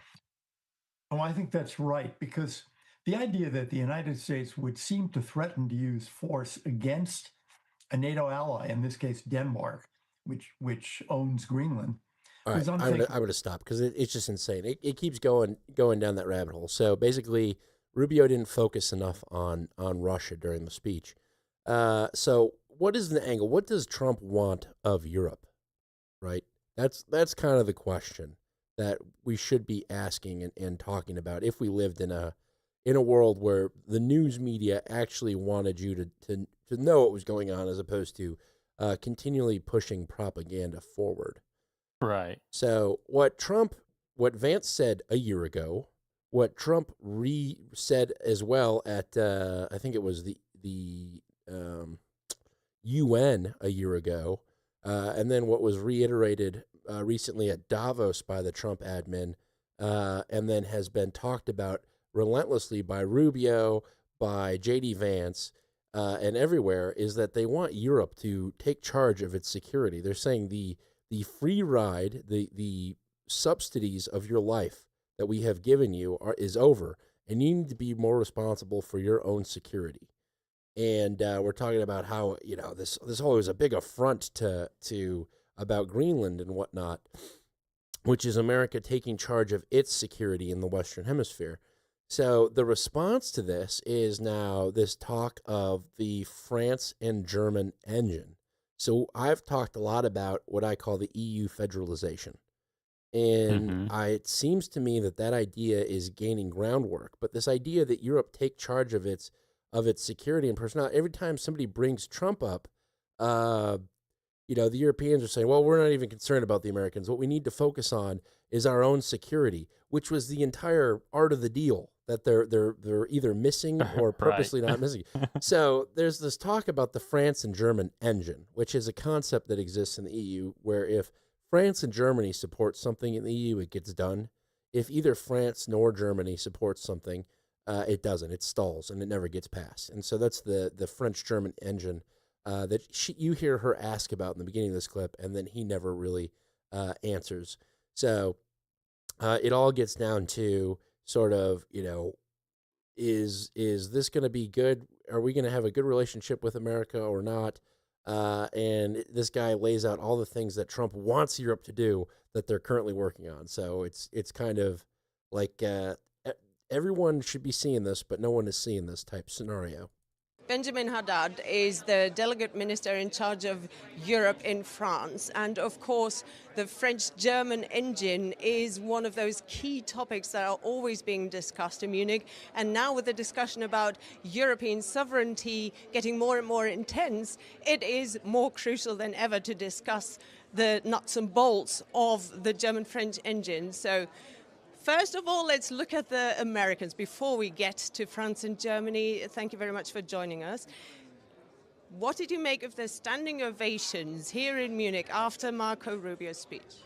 You know, I think as Europeans, we should not spend our time commenting on speeches that are made by the US and clinging to messages either of reassurance or love or whatever. I think we should focus on what we can do for ourselves.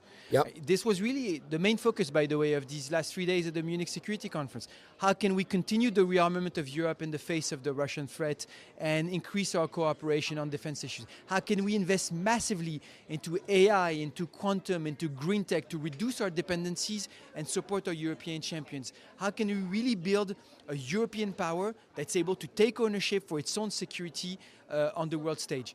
That's the main priority for us, not looking outside, but really focusing on how we can take responsibility.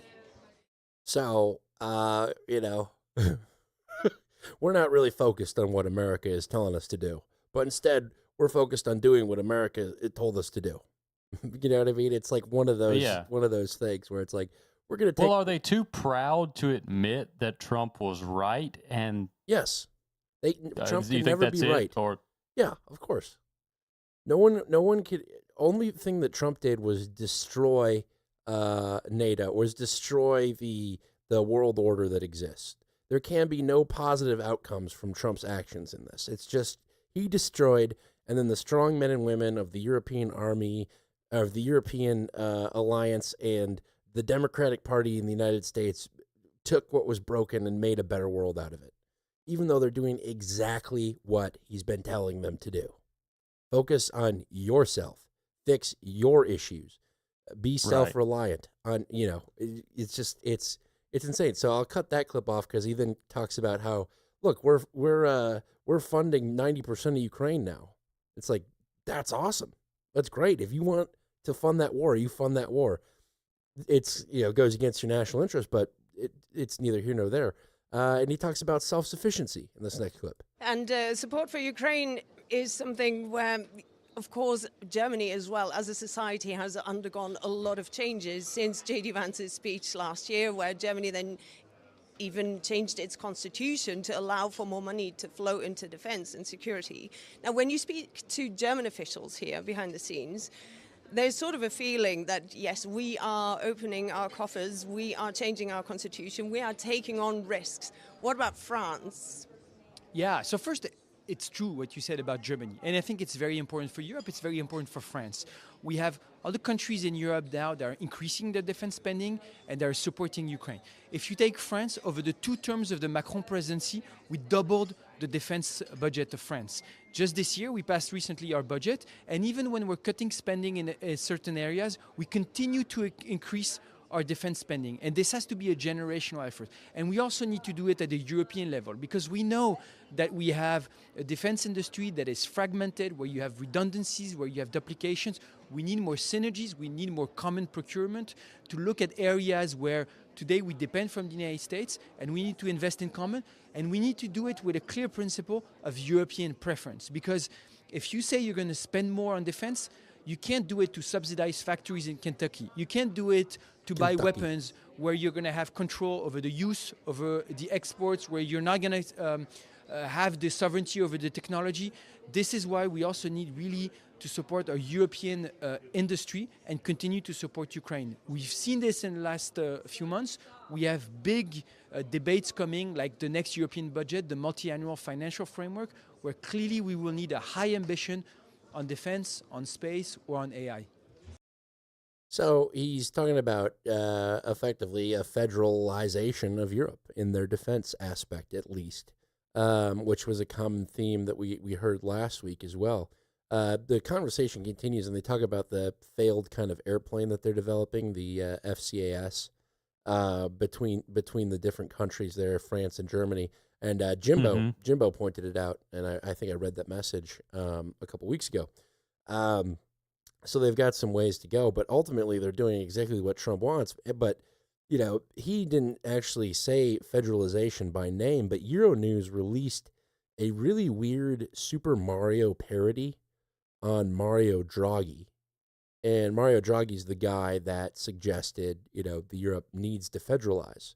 And so I'm going to play this piece, and I just want to get your opinion on who you think this is targeted towards, this piece of information, and why it's presented in this manner. So this is from Euronews, who usually just puts together, you know, no fluff 1 to 2 minute clips. And then there was this, which was shocking.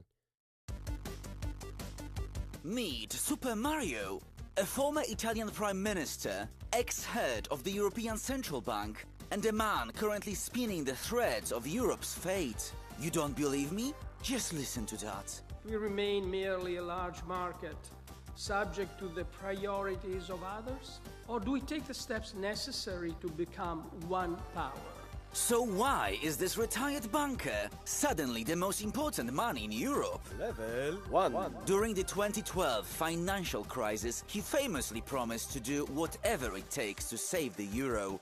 And his policies saved the currency you're using now every day. But the price was high. He was the face of austerity. And if you are from Southern Europe, you know exactly the meaning behind cuts, unemployment, and a legendary battle with his nemesis, Greek minister Yanis Varoufakis. And Varoufakis wanted to end the belt-tightening measures. But our Mario simply pulled the plug on Greek banks to force a deal. Level 2. Fast forward to 2026. The EU is losing the competitiveness game against the US and China. But Mario's new power-up is called Pragmatic Federalism? Oh, Pragmatic Federalism. I don't know why he screws it up. Interesting. Yeah. Translation, Two-Speed Europe. So, if 27 EU members cannot agree, the willing ones should run ahead, united by common borrowing to fund defense and tech. And just like in a video game, our Mario is arriving today at a real castle, Aldenbazen in Belgium. And he is on a mission to convince 27 leaders to share the credit card bill. But here is the glitch. Our Mario can write the cheat codes, but he's not the one holding the controller.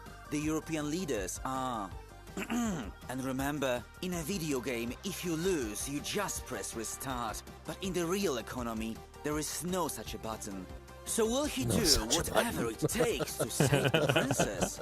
We are about to find out. Weird, right? That presentation? Yeah.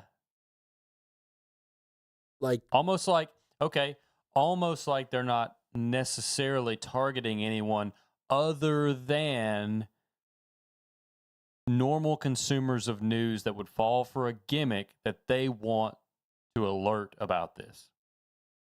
So the analogy is that Mario Draghi is like Super Mario, and the two-speed Europe that they describe is when all 27 members can't agree, the willing parties can move ahead on it.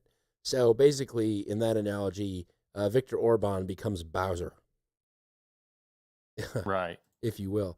So I thought that was kind of interesting, and the angle of it was weird. I was like, this is like it's like targeted towards, I guess, people my age. I thought like, hey, do you like geopolitics, and did you grow up playing Super Mario? Well, here you go. I was like, well, that's weird. That's weird. So we'll bring it. But to Viktor Orban being Bowser, when Rubio was abroad in at the Munich Security Conference, he also did a tour, and he stopped at two places. One being Hungary, which is Viktor Orban's kingdom. He's the bad boy of the EU. And another one being Slovakia. If you'll recall, Slovakia is run by Robert Fico, who was a right-wing guy who was almost assassinated by a left-wing poet, if you will. So yes, he's visiting these two kind of European strongholds for him. And what was interesting is in Hungary, what do you think he was doing in Hungary?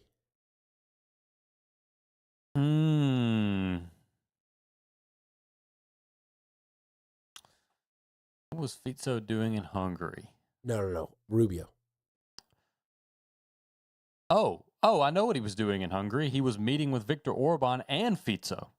Well, he went to Slovakia to meet with Fico.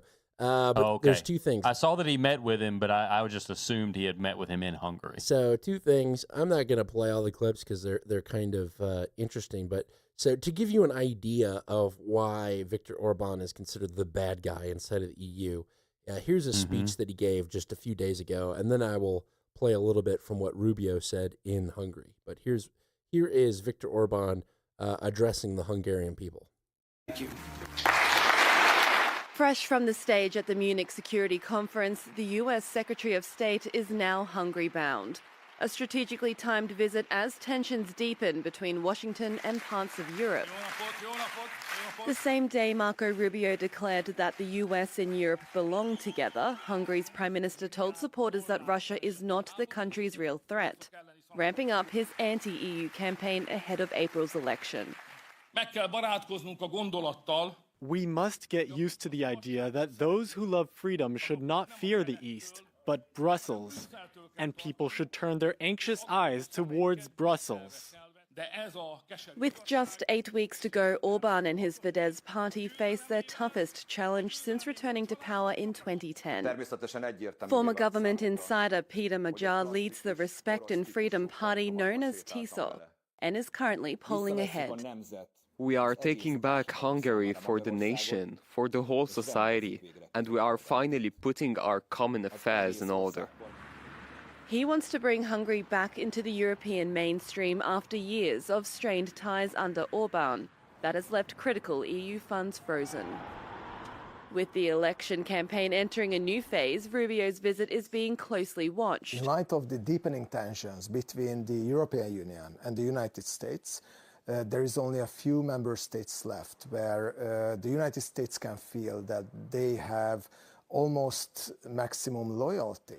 The Secretary of State will first visit Slovakia before travelling to Budapest for talks expected to focus on energy cooperation and regional security. As the election race gathers speed, Magyar is also expected to deliver a key speech Sunday.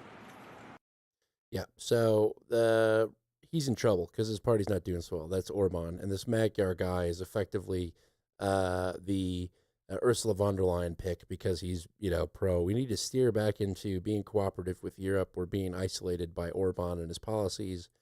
And so Rubio goes and he does two things in Hungary. He signs a civil nuclear energy deal. There's that word again, the N word. And I mean, you'll pick up on what he's doing here, but you cannot read this as anywhere other than he's stumping for Viktor Orban. You'll have to just listen to this. You know, the relationship, you talked about the golden age, which is not an exaggeration. The relationship between the United States and Hungary today is as close as I can possibly imagine it being. And it's not just close rhetorically, it's close in action and things that are actually happening. And I think some evidence of that is here today in the agreement that we've just signed that builds on a historic meeting that we had in November at the White House that you had with the president and that I happened to have the honor to be present and be a part of it. The signed agreement we've had today is one that we hope will be many in the years to come, that areas of collaboration. You spoke about the 17 investments. To those who think that Hungary is being isolated, that's an example of the fact that that's not the case, that under the Prime Minister's leadership, in fact, there is a growing number of American companies, as evidenced by the 17 that have already arrived, who want to invest in your economy and want to be a part of what's happening here and are excited about it because you have strong leadership, because you have leadership that we know are going to protect investments and allow it to continue to be a place that's friendly for business and be competitive with rules that are competitive that allow businesses to grow and prosper in comparison to other places. And there's so many other areas that we can work together on, especially on energy, but just so many areas of common interest. But I have to say this because it's important to understand. We are entering this golden era of relations between our countries, and not simply because of the alignment of our people, but because of the relationship that you have with the President of the United States. I don't think, it is any mystery, and should not be a mystery to anyone here, how the President feels about you, how he interacted with you in his first term as president, and now in his second term as president. That relationship's grown even closer. And it's important to understand how important the relations between leaders are to the relations between countries.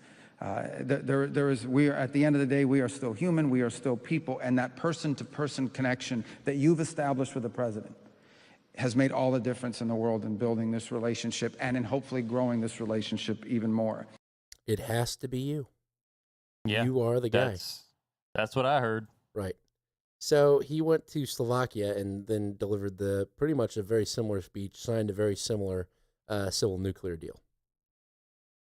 So it's if you thought uranium was not important, it's important. It's important, and I was right.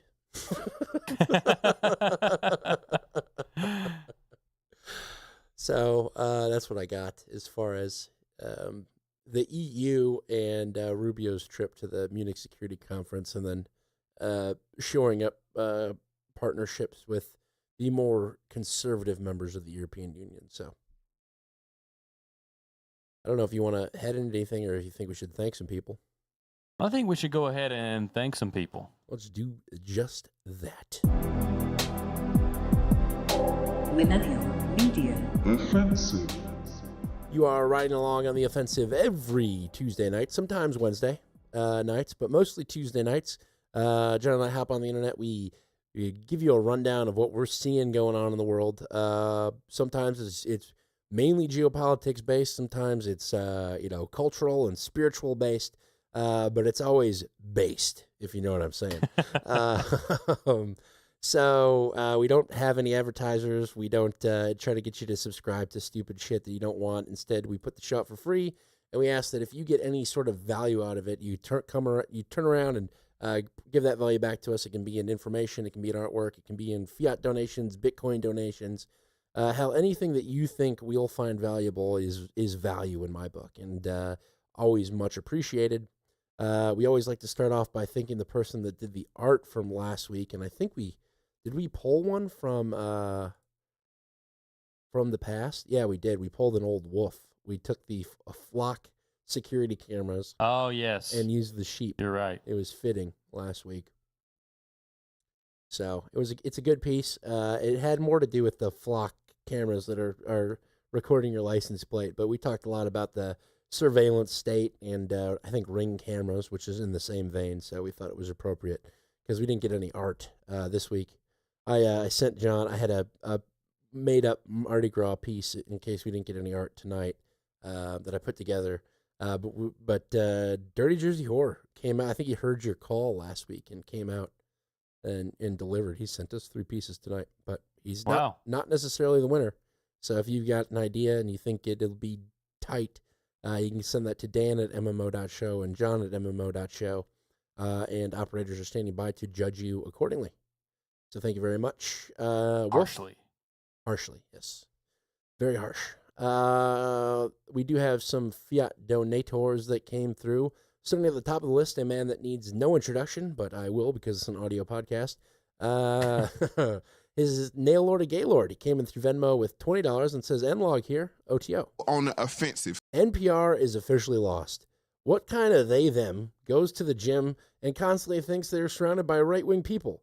I go, zone out to music, deadlift, squat, and then go home. It truly is that simple. Thank you, Nail Lord of Gaylord. I'm glad that you are strong and you are on the offensive with us. Consider joining our group, name pending. Sam S. of Beargrass and Burblandia came in through PayPal with $20 and says, Fat Tuesday, stay OTO. On the offensive. It is Fat Tuesday. Yeah, Fat Tuesday is Newsday. Stay OTO. It's Mardi Gras, which is French for Fat Tuesday. Yeah. Is it? Yes. Oh, okay. I never knew that. Really? No. Yeah, what you participated in, John, this is great. You participated in a Catholic-based celebration. I know what Fat Tuesday is. I didn't know Mardi Gras was French for Fat Tuesday. We got you. You just go ahead. All right. Well, I read it up. While I read the rest of these, say a quick prayer to Mary for me. Dug It Up came in through Cash App with $10 and says, love from the periphery. Happy Wednesday. I think that one came in late and we missed it last week. So thank you, Dug It Up. Much appreciated.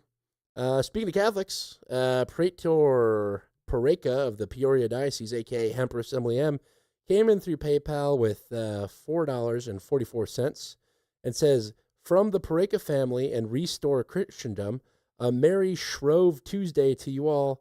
Go to Mass and get your ashes tomorrow. Tomorrow's Ash Wednesday.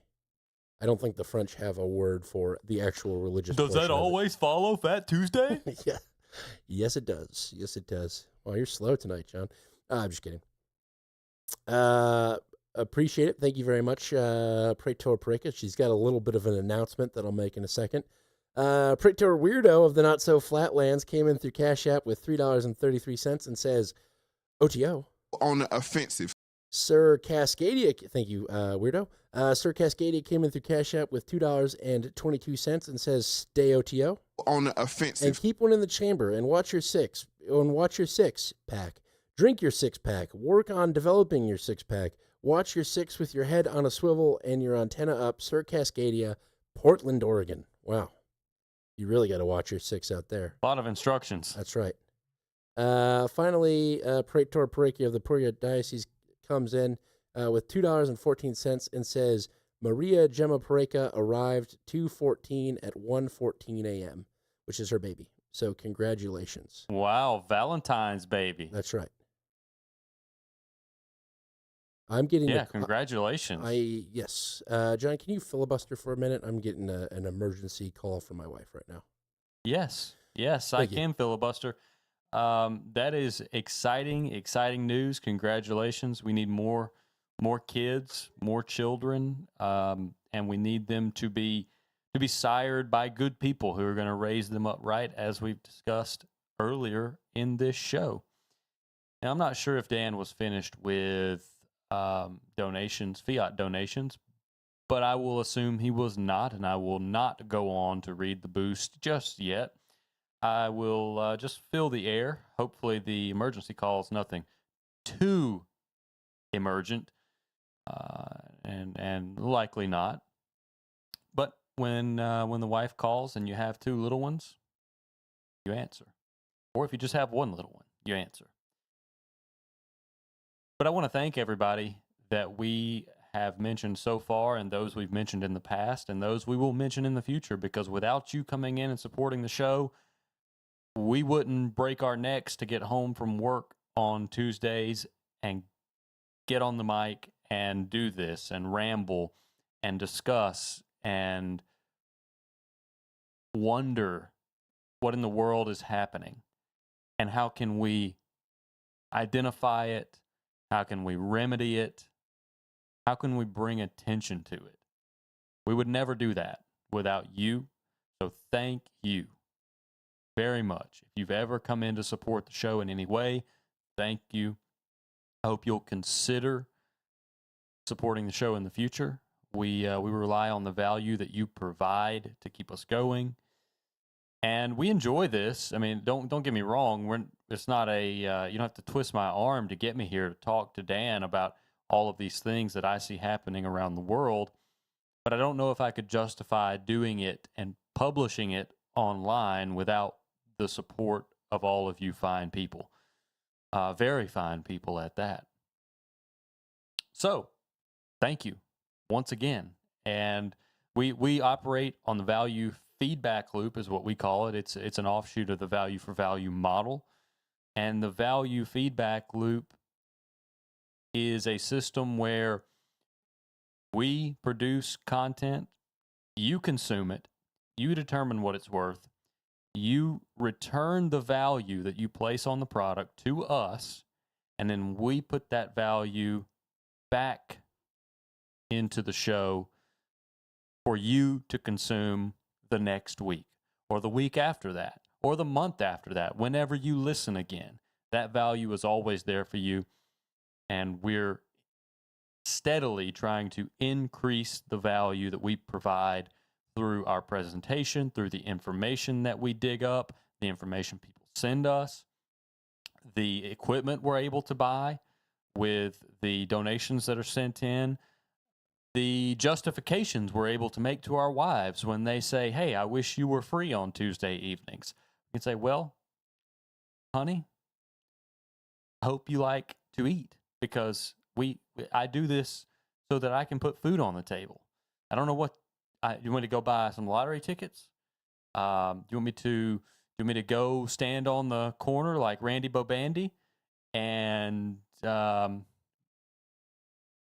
wait for all the guys to come by with their wallets? I mean, I don't think you do. I think you'd rather me stand in here and talk in the microphone and earn a little extra for our growing family. And like I said, it's fun. It's always been fun. And I think we've gotten better. I hope we've gotten better, but we will continue to get better. There's no cap on there's no cap on the quality that we can present here on this show. Now, as many limits in nature, the quality will approach a limit, and there will be smaller and smaller incremental improvements. But I think we've got a long way to go. I think we've got a lot of value to offer in the future. There are always going to be things that need to be dissected and discussed and teased out and identified, called out, to be named. Because the real leverage that an information operation has over people who would be listening to a product like this is that people don't know what's happening. They're just being told what's happening. And if someone detached from that information operation can name it and say, this is what's happening, this is what you're looking at, and this is why it's happening, I think that's an incredible value. And I think it contributes to mental health.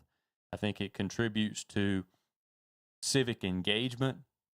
I don't know that you can actually put a number on the value that when we correctly and succinctly identify some kind of information warfare that's being carried out against the American people, I think the value for those that hear it is almost immeasurable, because a lot of these operations are meant to discourage. They're meant to demoralize. And you can't put a value on maintaining morale in a community, in a citizenry, even in a family. You know, you've got to keep the morale up. You've got to keep people moving. You got to keep them going. And it's one of the most important things you can do in any setting. But I could keep filibustering. I really could just do this for a long time. It may not be great. It may deteriorate. But I could stand up here and talk for a very, very, very long time. I hope everything's all right with Dan. I'm going to check my phone and just make sure he's not telling me that he'll have to come back later. Let's look at this art here. Well, actually, let's provide some value. Let's look at some things that I have open that maybe we wouldn't have talked about otherwise. I have a few things open here. I always keep a few things open just to interject. And a lot of times we don't interject things because it would be too much of a whipsaw one way or another from how deep we get off into some of these topics. But for times like this, it's awfully nice to have some of these things open in tabs and ready to go. So, on that note, did you guys see that 2 U.S. Navy ships collided in the Caribbean Sea? So one destroyer... No, that wasn't Dan. That was someone else. Okay. So 4 days ago, the Mirror reports that sailors were hurt when a U.S. Navy destroyer careened into the side of a supply ship during an operation gone wrong. Yeah, I don't think that was planned. I don't think they meant to do that. Obviously, it was gone wrong. 2 sailors were injured, and there's a video of it. I had not seen the video. I don't think it's going to be worth playing, but it doesn't look like a casual scrape down the side of the ship. It looks like a pretty serious impact. And I've never been on a ship when it's hit anything really hard, but I can imagine that is not pleasant and pretty disorienting if I had to guess. It's crazy. And you have to think that these ships were in the Caribbean as part of Southern Spear. You know, the operation that we used to at least build up for the takeout of Maduro. So what could have caused them to be that far off of their course and be that far out of communication with one another? You'd think there would be pretty good communication going on between an Air Force ship and an Air Force ship, but I guess not. I guess it's more difficult than I think. Wow, and we've got a Marine that fell over the side of a ship of the USS Iwo Jima amphibious assault ship. Yeah, the military used 5 Navy ships, 10 aircraft, and an Air Force Reaper drone in, quote, an extensive around-the-clock 72-hour search and rescue operation. But Lance Corporal Chukwemeka Ofora, 21 years old, from Florida, was declared dead on Tuesday. I don't think they ever found him. What? Wow. Hello. Hello. I'm back. Okay. Well, we can just keep going. Okay. You came back right at the end of one of the stories I was reading. Perfect. I just wanted to give my congratulations again to Empress Emily M. Everything okay with you? Yeah, we just had a brief little babe. Everyone was freaking out at the same time, and Mom just needed a little bit of support. So we're all good. Okay. All righty. Well, good. I hope if you need to take a minute, we can take a little break. We took a minute. We're good. I don't even know how long it was. I've just been talking the whole time. About 10 minutes. Okay. All right. Well, you'll hear it when you go back and listen to it. I think it was all right. A filibuster, no doubt. Yeah, but absolutely. I wasn't sure if you had finished up fiat donations. We did. I should have said that. Yes, you should have. But that's okay. I've got the Bitcoin donations here, and I have already done the value pitch. So if after we do these, you want to go ahead and roll into the second half, that would be beautiful. Perfect. First on the list of our Bitcoin donators is Bully Steed through Fountain with 2,222 Satoshis. She says Tuesday or Wednesday is Newsday. Remain on the offensive. Yes, we will, Bully Steed. Thank you very much. Thank you. DJW through Fountain as well comes in with his customary 1,976 Satoshis and says, you guys be good. We have been good and we will continue to be good. You do the same. Yes, sir. Bear Volt T comes in with 207 Satoshis and says, have to agree with John, but please stick with the Jesus was right clip, Dan. Smiley face. Absolutely right. There's a line. Okay. Very good. That was tonight. And then Fair Volt T comes in again tonight and says, stick with it, John C. John G. There's definitely something to this. Tipping point. Got to be amplification and a tripping hazard for group divisions. Yeah, I think so too. I'm not totally sure yet, but I think where there's smoke, there's fire. And believe it or not, there's smoke in my brain. Nostra Gang comes in with 111 Satoshis and says, OTO. OTO to you, Nostra Gang. Thank you all for your Bitcoin donations. We also had Eric PP come in and has been streaming Satoshis during this episode, has streamed 4,412 Satoshis so far. Trail Chicken streamed 10 Satoshis, and Saints and Sats has streamed 80. So thank you all very much. Thank you to everyone again. If you need to hear the pitch, just rewind about 11 minutes and 30 seconds and you'll catch it when I made it after Dan had to go take care of some family business. Otherwise, onward. Onward and upward. That is the slogan of something. Get it on.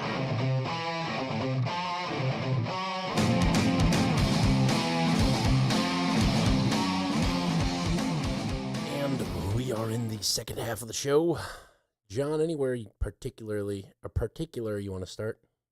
Let's talk about some elections. Oh boy. Let's hold off on elections. Got it. Let's talk about the Olympics and misinformation. Oh boy, did you hear that Canada's cheating in curling? No, I saw that and I wanted to watch a video about it. I had it in my list and didn't get to it. Yeah, Elise and I How were they watched it cheating? last night. So it blew up when a Canadian blew up after getting accused on the ice during the middle of a match between Canada and Sweden.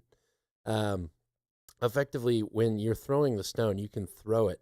And what Canada was doing was he was releasing the top of the handle and then poking the back of the rock to get some spin on it, some more spin and direction on it.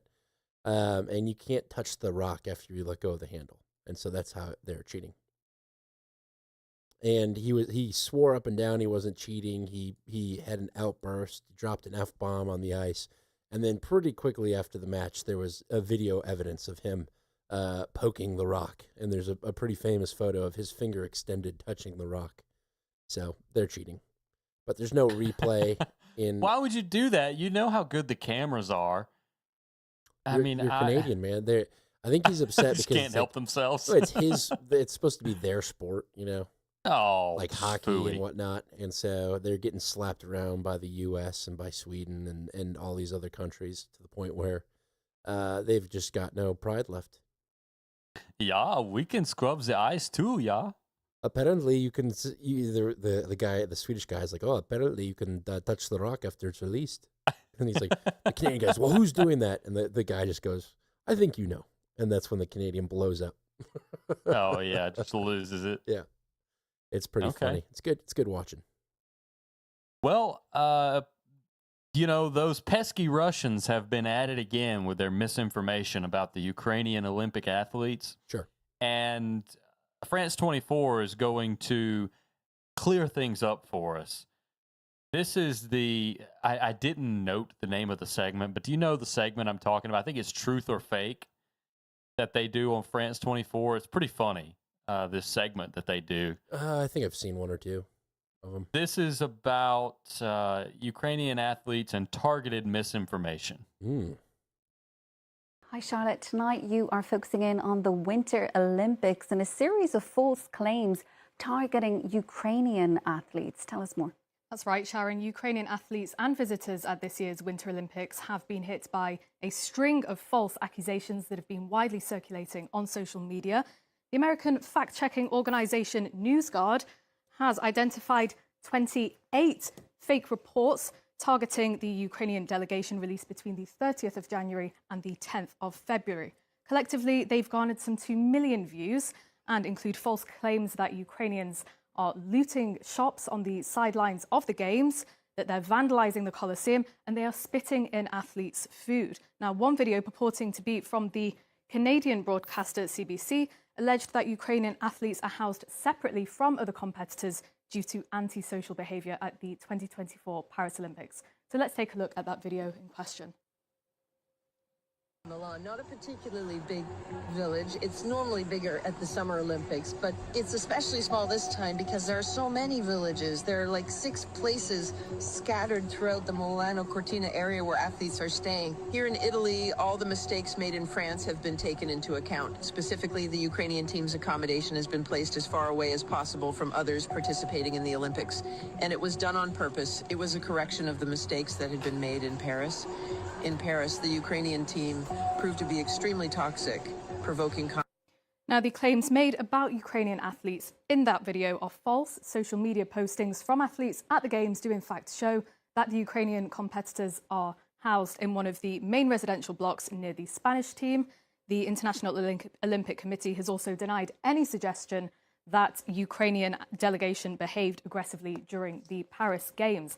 Now, what is more, Sharon, is that there are no such reports from legitimate news outlets that of such incidents, including CBC, which did not, in fact, release the video that we just looked at. Yeah, I did think it was funny that during the luge events they were chasing the Ukrainian athletes with drones. I thought that was a little tone deaf. Just a little tone deaf, yes. I think these rumors, and I know, you shouldn't.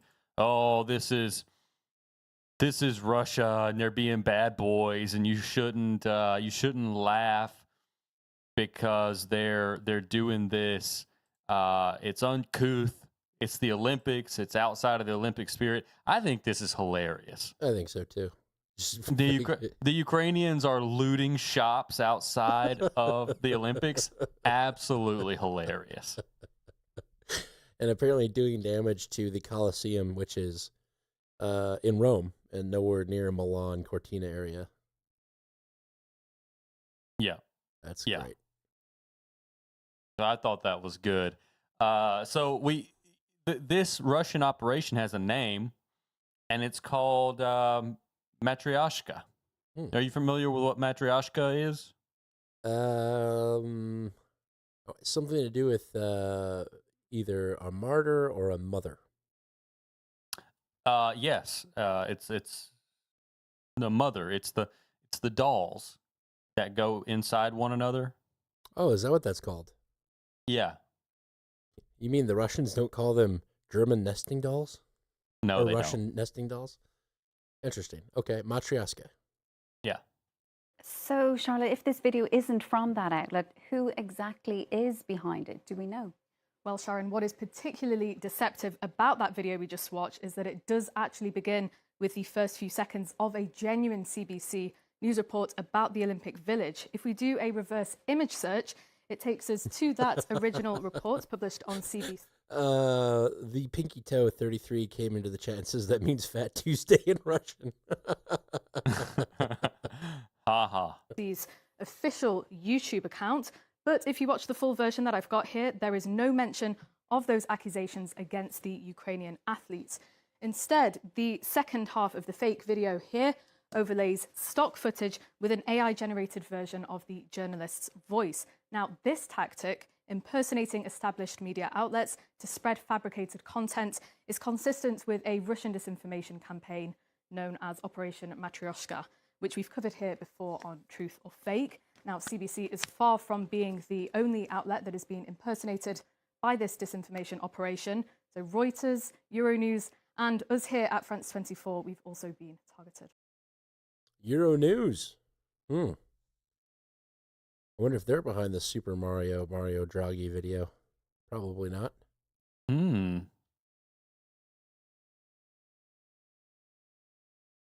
don't know. Now, wait a minute. So with that video, you're telling me that it wasn't from a... It was from their official account. It wasn't that. Oh, okay. I thought it was. Yeah. It was on their official YouTube account. I got you. Okay. Yeah.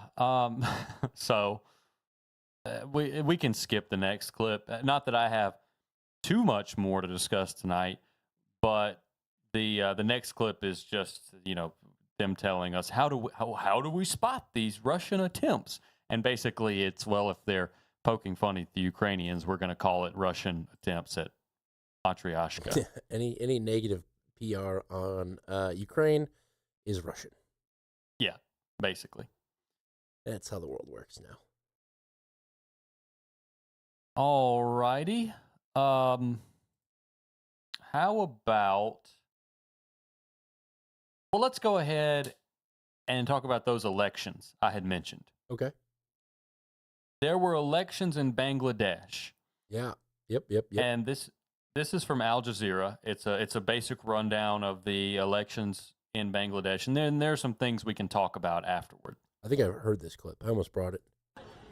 Beyond political statements, many young Bangladeshis have mixed feelings about the elections. They're hopeful yet cautious, especially those who voted for the first time in their lives. As Gen Z, we didn't get the expected representation and results after shedding so much blood and losing lives. Still, we are very hopeful. We have representatives from the younger generation, and we hope they will do something good. And after all, the election was a kind of dream for us, a new beginning of new Bangladesh. Here at the Dhaka University campus, where the student uprising first began, many Gen Z voters said they're generally happy with the outcome of the election, but stresses the new government must keep their promises and listen to the voice and aspiration of the younger generation. Ensure the good governance. Tariq Rahman has promised his administration will prioritize the rule of law.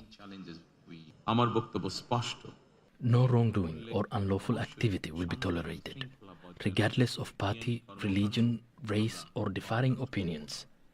Under no circumstances will attacks by the strong against the weak be accepted. Justice will be our guiding principle. Election observers have commended interim leader Muhammad Yunus and his government for overseeing a peaceful and orderly vote. First of all, these were the first credible elections since 2008, a testament to citizens' commitment to restoring democratic governance and the rule of law. This is renewed momentum, and it paves the way for the next phase of reform. Secondly, these elections were genuinely competitive and pluralistic. With the new political dawn in Bangladesh, expectations are high, and younger generations are watching closely, waiting to see if promises will become action and their voices will shape what comes next. Tanvir Chaudhry, Al Jazeera, Dhaka.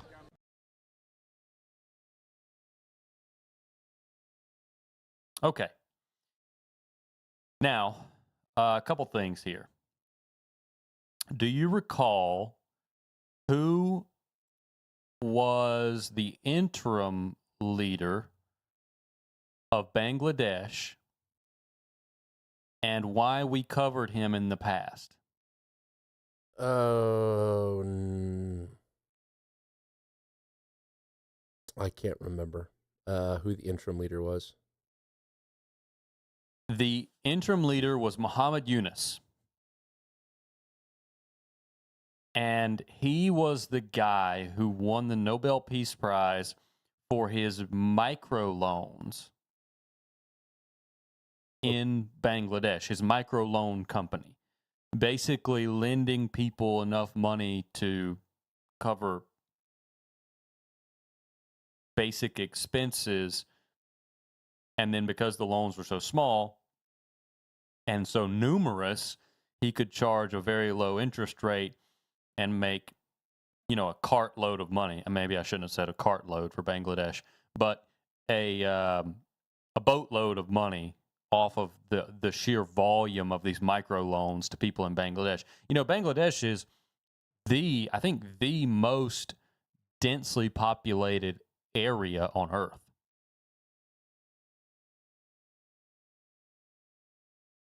Is that true? I believe it is. Okay. Let's see. I thought I heard reports of they had the Gen Z protests in Bangladesh. The party that was ousted is actually the same party that the guy that got elected is from. And the main opposition party is like an Islamist party in Bangladesh. Yes, the Islamist party is a significant piece of this. Okay. Jamaat-e-Islami. Okay. They had been banned from Bangladeshi politics for 10 years, and they received 1/3 of the vote. Yeah, it was like the alignment was almost with the idea of these Gen Z protests. It was similar to that of the rise of the IRGC in Iran, almost, where they were overthrowing kind of this government. They were using the youth to do it, and then in replace is this like extremist right wing kind of Islamic government, which kind of sounded similar. But the Gen Zs voted for the party that they had actually just ousted. Or I guess the Bangladesh people had voted for the party that they just ousted. It was the same party. That's what I thought I had heard in my clip. I didn't necessarily pick that up anywhere, but you could be right. So I'm looking at population density charts. Bangladesh isn't technically the most densely populated nation by square miles, but it's technically 10th, but the country on the list that has the highest population before Bangladesh is 7.5 million, and Bangladesh is 173.5 million. So it's the first mega populous nation, the most dense, large nation by populace, you could say. Sure.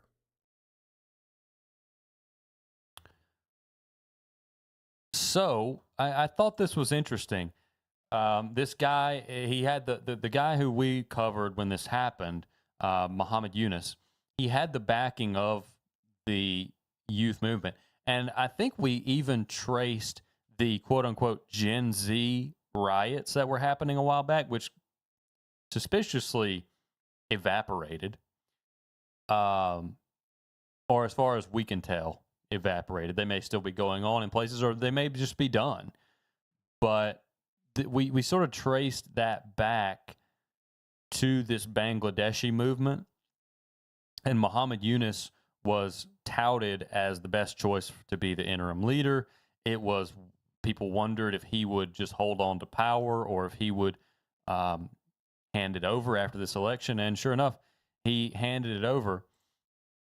Now, in much the same way that if you look at the county map of the U.S. presidential election, you would see basically all red counties, but that doesn't really tell the tale of the actual competition in electoral votes. Sure. You kind of have that same thing with the Islamist Party in Bangladesh. Even though they received 1/3 of the total vote, they only have a small fraction of seats in the representative system. But to receive 1/3 of the vote, I think, is notable after being banned for 10 years. There's definitely some tensions there. I think, yeah, specifically countries along the borders of India have strong Islamic type movements. Like you have Pakistan and you have Bangladesh, and even Nepal has got a couple of Muslim populations within it that are vying for power. You really do see it. India, of course, being the Hindu stronghold. which naturally would have a little bit of friction between Islamic populations of Pakistan and Bangladesh. Therefore, you have a party that seeks to represent the Muslim people in those countries. Yeah, and that's an important dynamic as we go forward and potentially talk about these areas in the future. I agree with that. So let's talk about the Levant area. And I think this is what I'm going to start calling this area, because it's no longer just Gaza. We're not talking about just Gaza. We're not talking about just Israel. This really is the geopolitics of the Levant that we're talking about now. We're talking about Syria, Lebanon, Israel, any of these nations that play into this area. I think it's just the geopolitics of the Levant that we're talking about. Okay. So the U.S. struck some targets in Syria.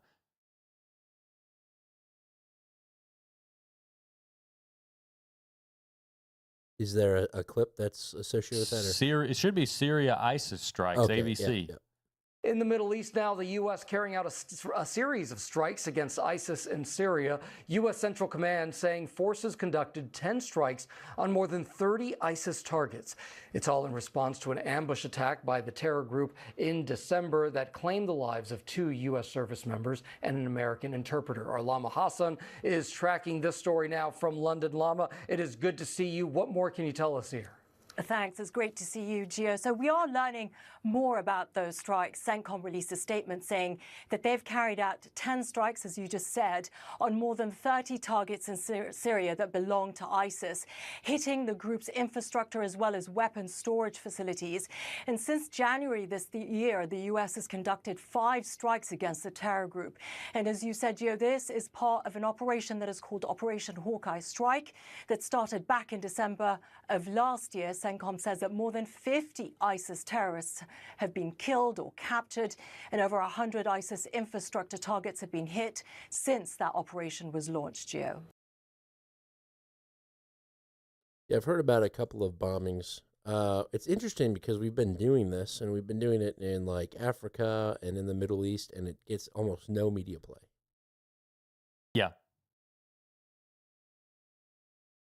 Yeah, and I'm skeptical of whether these were actual ISIS fighters or if we're just using ISIS as a catch-all. Like, what do you think we're You know doing what I mean? in actuality? Yeah. Who are we actually targeting? And in the furtherance of what goal are we targeting them?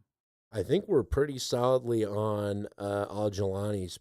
Well, he's on our payroll, but I think we're, with him in the helm of Syria, we're pretty solidly behind it. So it could very well be the Kurds that we defended for so long, helping them beat back the Kurds. It could be, especially if they're really becoming a problem and we're losing the vision of a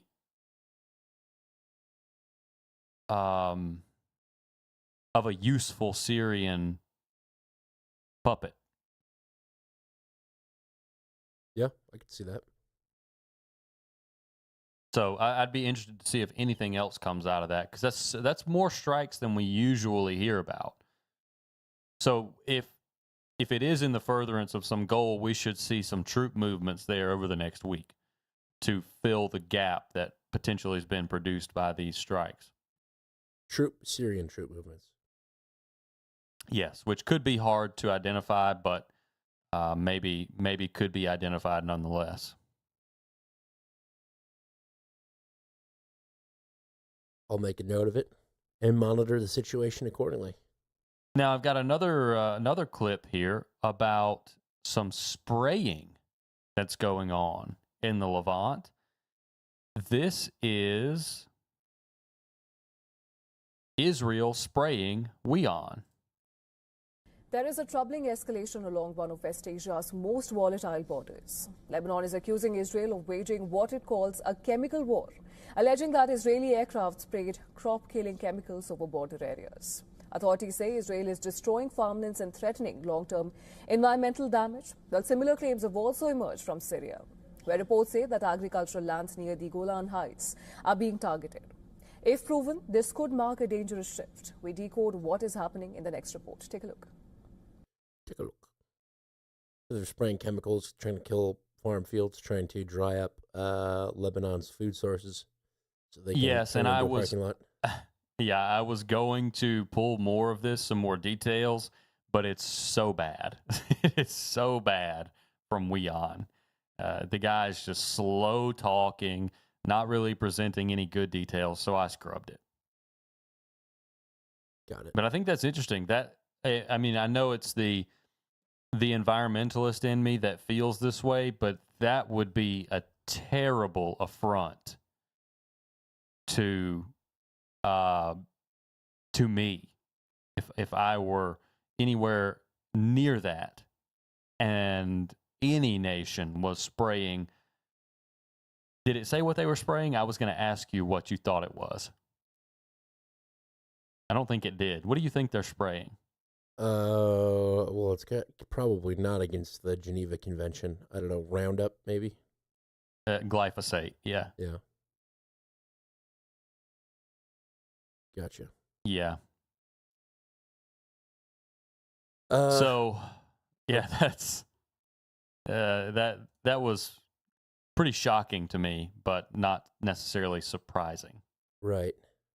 I have some news from the area, kind of from that Middle Eastern, Northern Africa, Sahel region.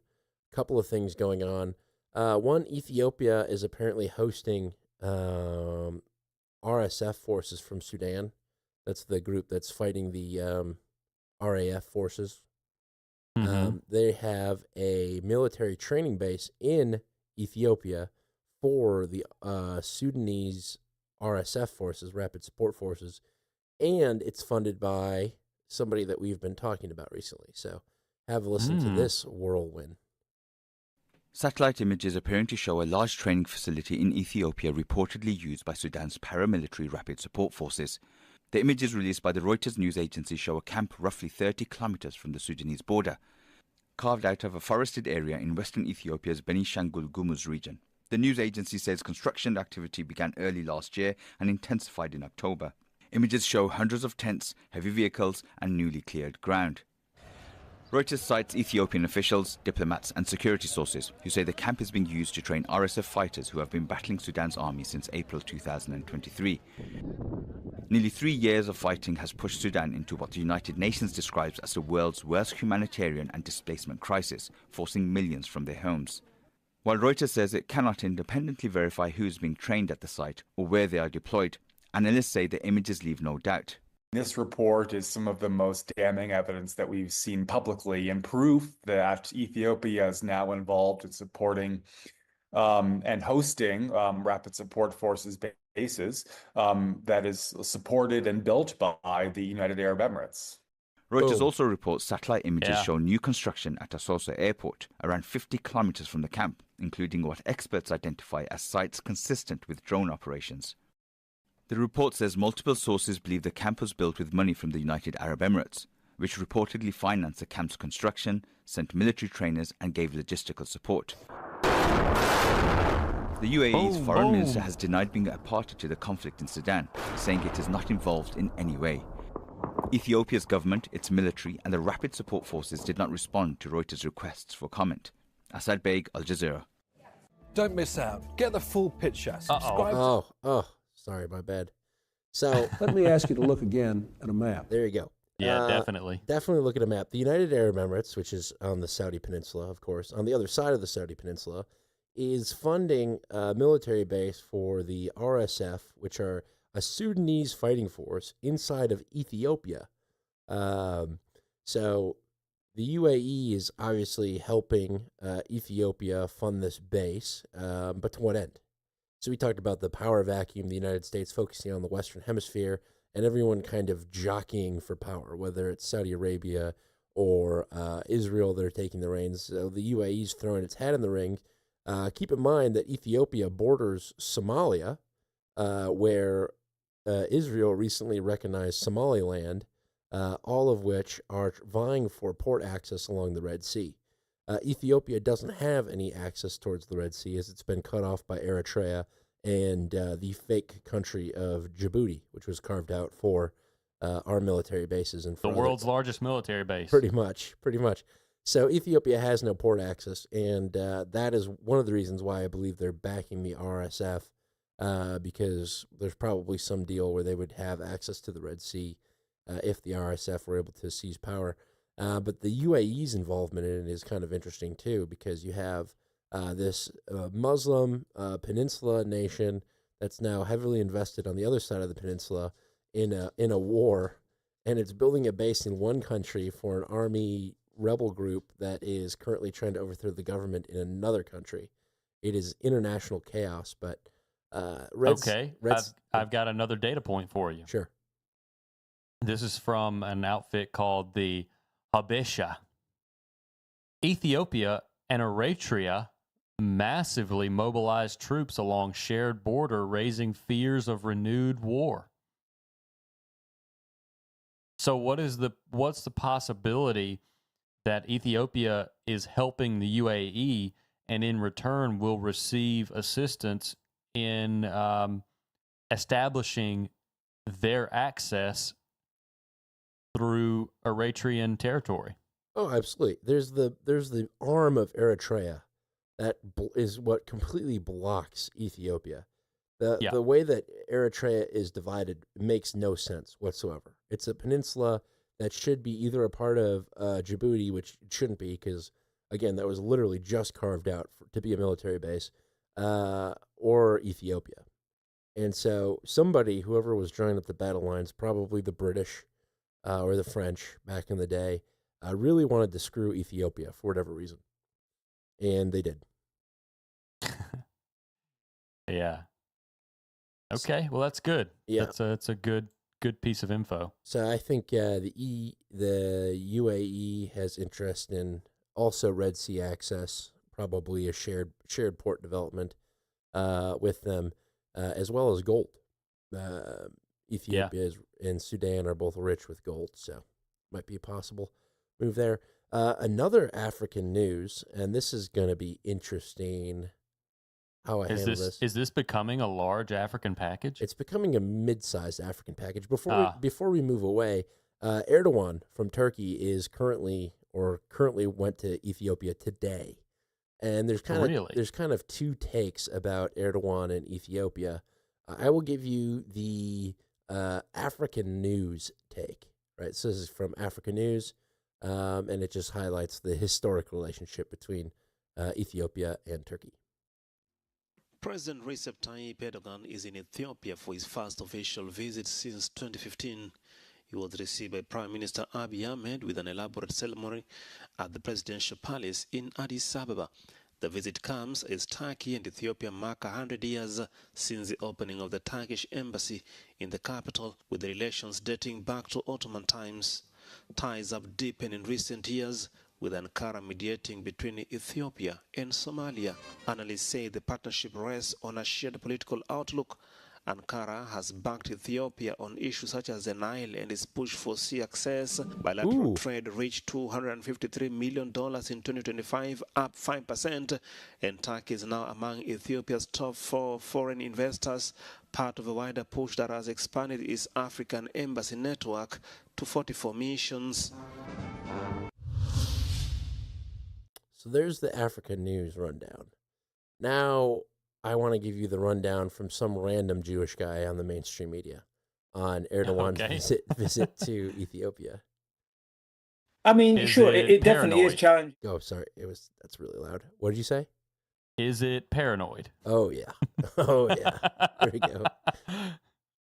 I mean, it definitely is challenging Israel's regional influence, but it's also just challenging its safety and security. But I think it also just goes further than that. It really shows the boundaries of Turkey's hegemonic sort of expansion goals throughout the Horn of Africa. We have seen Turkish arms contractors selling weapons to all sorts of regimes across the Sahel region, including many of those And who in are Syria. experienced or who have experienced coups d'etats and are run by horrific warlords. That's one thing, but Turkey doesn't care because that's just a commercial sort of entity. And it's certainly the case in its sort of adventures inside of Sudan, where Turkey has been accused of selling weapons to both sides of the civil war. And it's rather unapologetic. They would just say that, you know, Turkey has has an interest in basically commercial arms exports. But it's really troubling to see what I would suggest, you know, what's happening in Ethiopia as well as Somaliland, Somalia, and Ethiopia.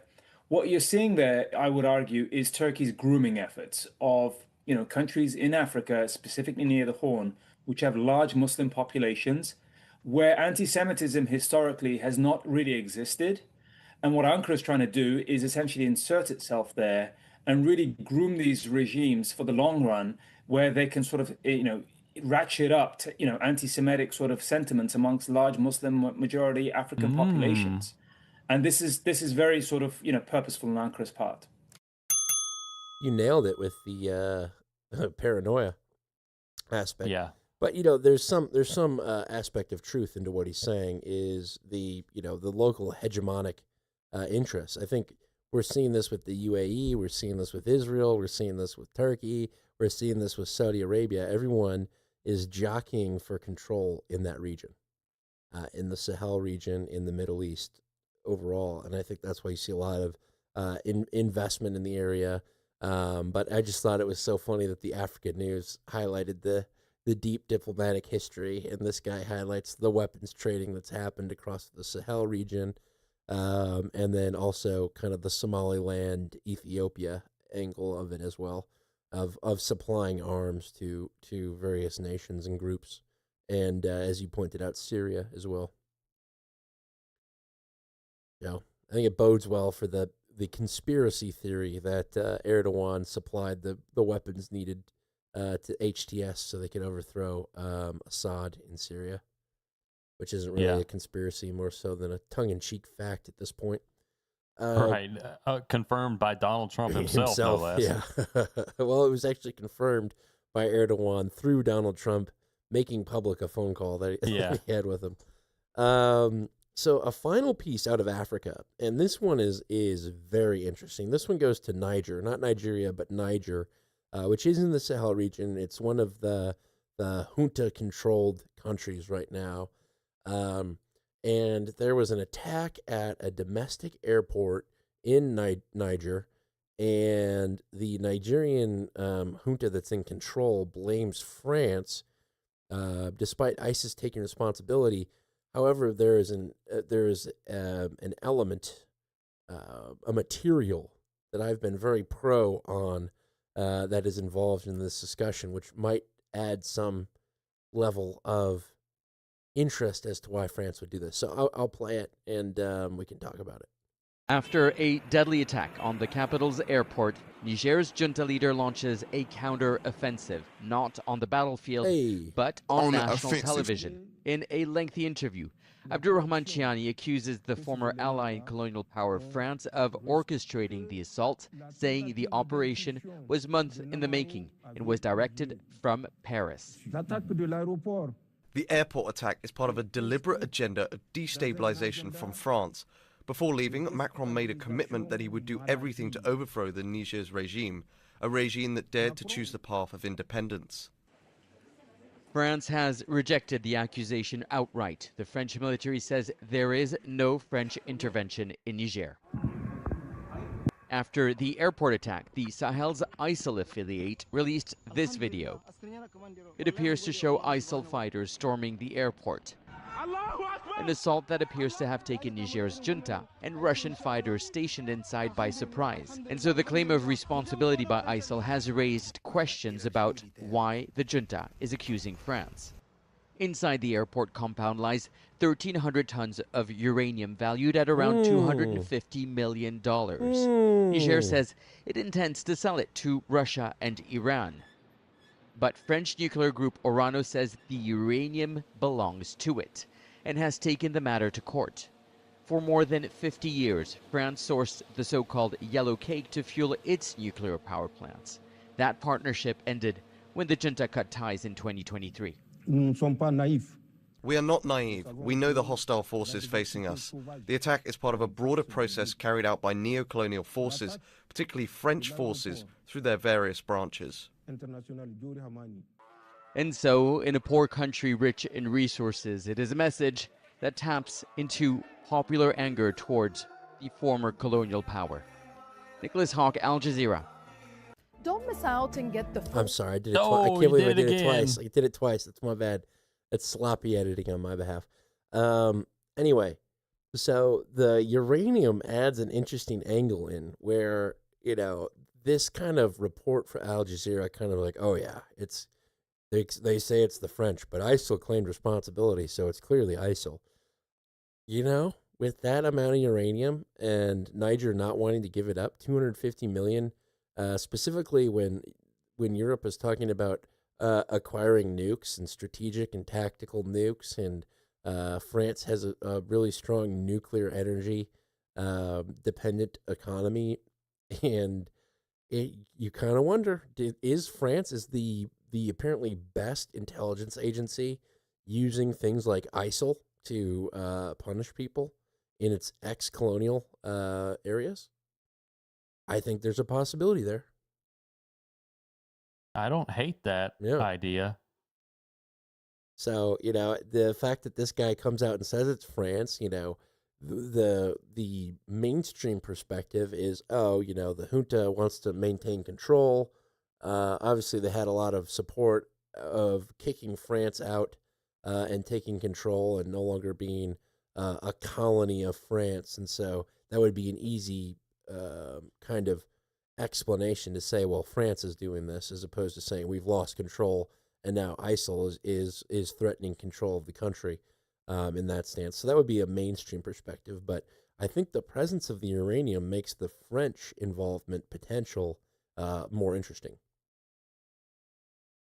So I don't know. Yeah, definitely. The truth is I don't know, but I also wouldn't put it past France. And the fact that, you know, oh, France wouldn't do that implies yes, they would. That's exactly why they would. If everyone thinks they wouldn't, that's why they would. It's power politics, which is the era that we're entering into. Absolutely. Yeah.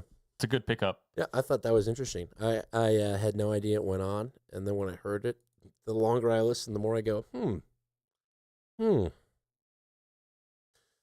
that was I would call that a medium-sized African package. Okay. Well, it's satisfactory. Satisfactory African package. Well, let's see. I have two more clips. One is AI and Caribbean adjacent, and the other is about beef and beef supply in the U.S.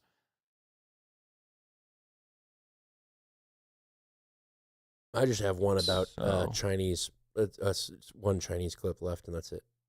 Well, let's do your Chinese clip, and I'll try to learn as much Chinese as I can while it plays. Perfect. Chinese New Year was yesterday. We were in the year of the... year of the fire horse. That's right. That's right. You and I are water monkeys, I believe. Okay. Just with the whole thing. So here is the year of the fire horse and a brief rundown on China's economy. At Beijing's main New Year fair at the Temple of Earth, the crowds are back to welcome the Year of the Horse. Though the Lunar New Year is always a time for looking ahead, future hopes are this year tainted by the recent downturn in the economy. The economy is not very good. All the businesses are suffering. I hope things will get better in the future. I have confidence in China and in our economy. I'm even more confident in myself. Driven by a crisis in the property sector, then compounded by a trade standoff with the US, stallholders like Ho Liu Bin are concerned there will be fewer buyers this year for his beef pancakes. The economy is not doing well, so I feel a lot of people don't have money and they don't spend as freely as they used to. Aren't those just hamburgers? No, they're beef pancakes. Stalls this year are advertising discounted deals to whet the appetites of visitors.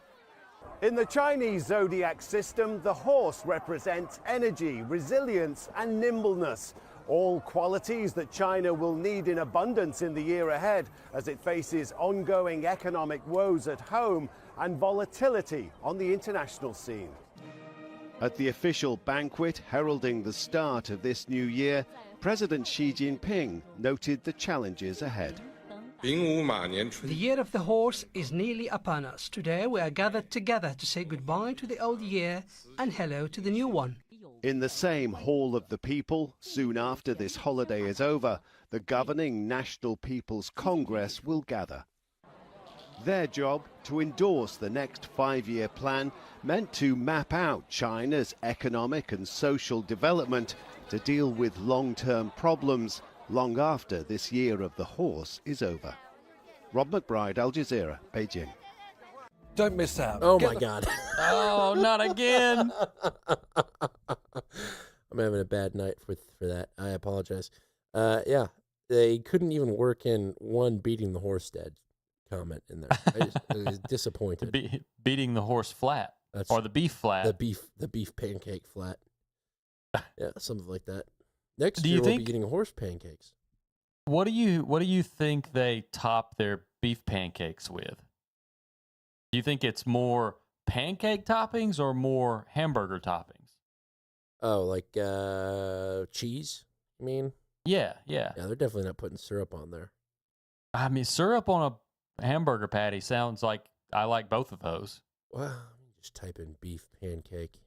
This is the most dangerous Google of the night. Beef pancake images. Oh, I think it's like a what do they call that? It's like shawarma kind of, where there's a bread element and beef inside, not just a beef patty. So hamburger. Yeah, but more shawarma-esque, where it's like wrapped. Okay. Yep. Risky. Well, Google. I guess I can say I've never had a beef pancake. Well, in any sense of the word. Phrase. Yeah, it doesn't really sound like something I want right now or ever. Ever. Kind of sounds like a sausage patty, but I'm sure there's upsides to it. Okay. Well, let's do a quick AI clip. Well, actually, before we leave the area, I've got a clip that I neglected in the Iran folder. I thought I'd have more on Iran because apparently these talks are ramping up, and Iran is either going to slap us or we're going to obliterate Iran, one way or the other. So this is the Trump talks Iran ABC. And Lama, another headline to get to here in the Middle East. President Donald Trump ramping up the pressure on Iran over nuclear talks and saying that regime change would be the best thing that could happen. So here's more of what he had to say, then we're going to talk about it after this. For 47 years, they've been talking and talking and talking. In the meantime, we've lost a lot of lives while they talk, and legs blown off, arms blown off, faces blown off.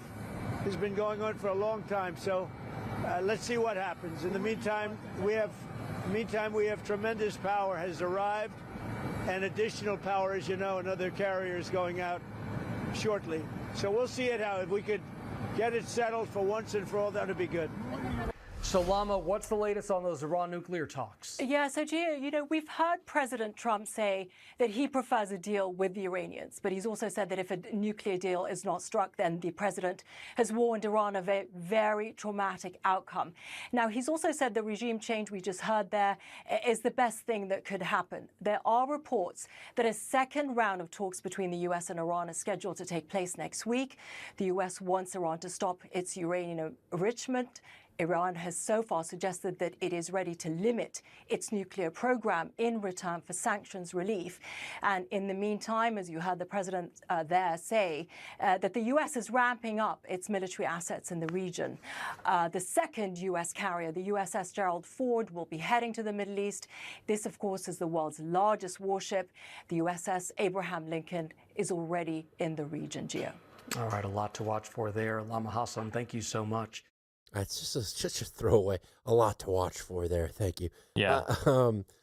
So I mean, we do those too. We I kind of know. have some throwaway lines. Of course, everyone does, but it's just funny. So what's interesting is I heard rumblings this week that new protests were kicking off in Iran. I haven't seen verifiable evidence of this. I saw a video. I don't know the date of the video or when it was recorded.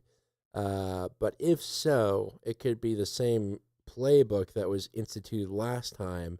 However, now we're already in position. Right. Just a delayed timeline because of Venezuela. Right. Thanks, Maduro. That's right. So, if you see reports of protests kicking off in Iran again, hardcore, then I'd say the likelihood that we're going to hit them is pretty high. Yeah, I would agree. You don't spin that up for no reason. Exactly. Okay, well, something else to watch. We'll keep a close eye. A lot to watch. We'll keep a close eye on it. Yes, thank you, Linda. Okay, well, let's come back across the sea. Let's do a quick AI clip. There's been a lot in the news this week about the impending doom of AI, and we're at the precipice of something AI. We're all gonna die, and that's actually one of the poetry segments from the director of safety for Claude that resigned to go write poetry. But this clip is about Claude. It's called Colonel Claude. Oh, hell yeah. Now, from writing emails to raiding enemy capital cities, the Wall Street Journal reports that the Pentagon used Anthropic's AI model Claude as part of its operation to capture Venezuelan President Nicolas Maduro.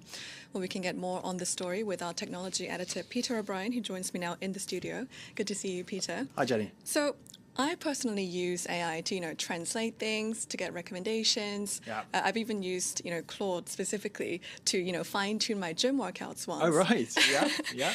But it turns out it can be used to forcibly depose a foreign world leader. Apparently Wow, so, I Jenny. hadn't tried that. Yeah, that's what the Wall Street Journal is reporting. They're saying that the Pentagon used Claude in that operation to raid Caracas and arrest President Maduro. Now, the tool, they say, was used because it was part of a partnership with Palantir, another US tech company which the US government and military regularly uses. Both the Wall Street Journal and Axios report that someone from Anthropic phoned someone from Palantir and asked them, hey, how was Claude used in this mission on Caracas? So that actually implies that they might not have even known about it, right?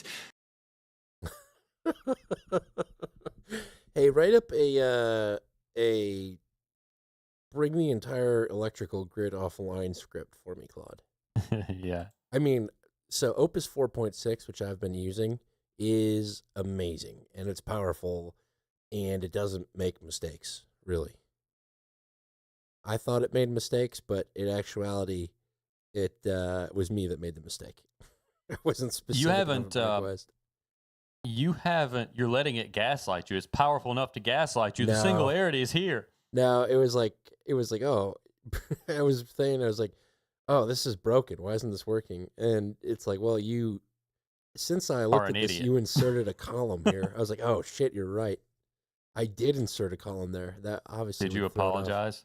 I didn't apologize. I just said, I was like a manager. I was like, oh, well, I would like you to bring that to my attention next time.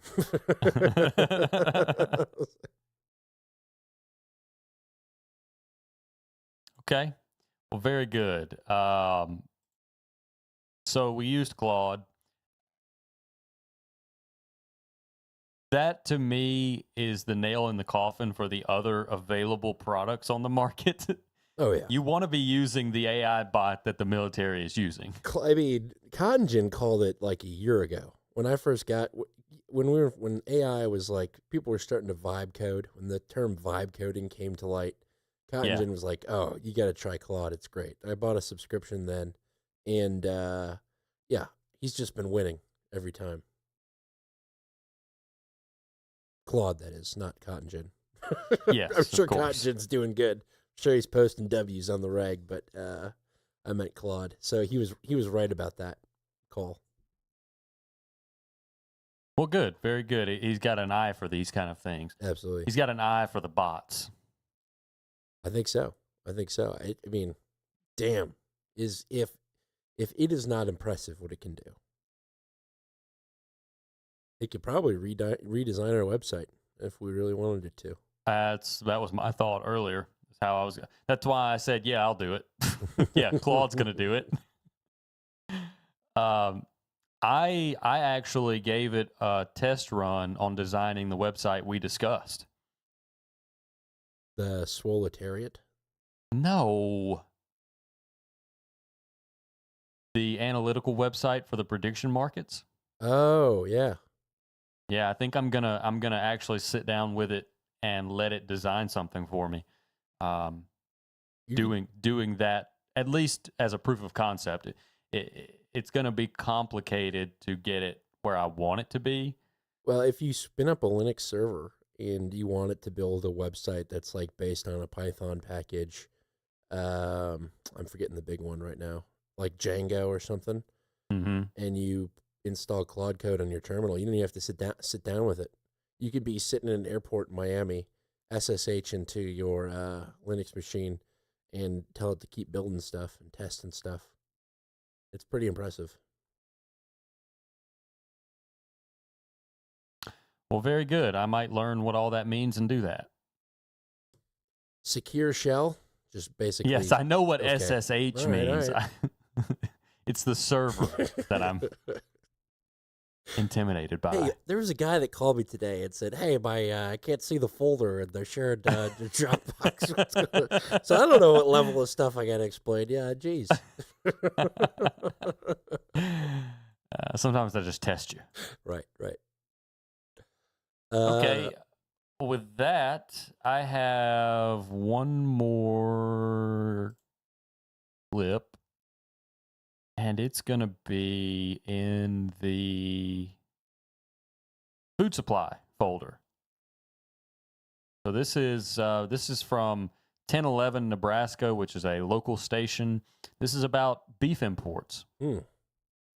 Importing the beef. Madison, Nathan, according to the State Farm Bureau, the most recent cattle inventory report published by the USDA shows that here in Nebraska, beef cow inventory is at its lowest statewide since 1960, with cattle herd size decreasing by 20% since 2019, due in large part to drought.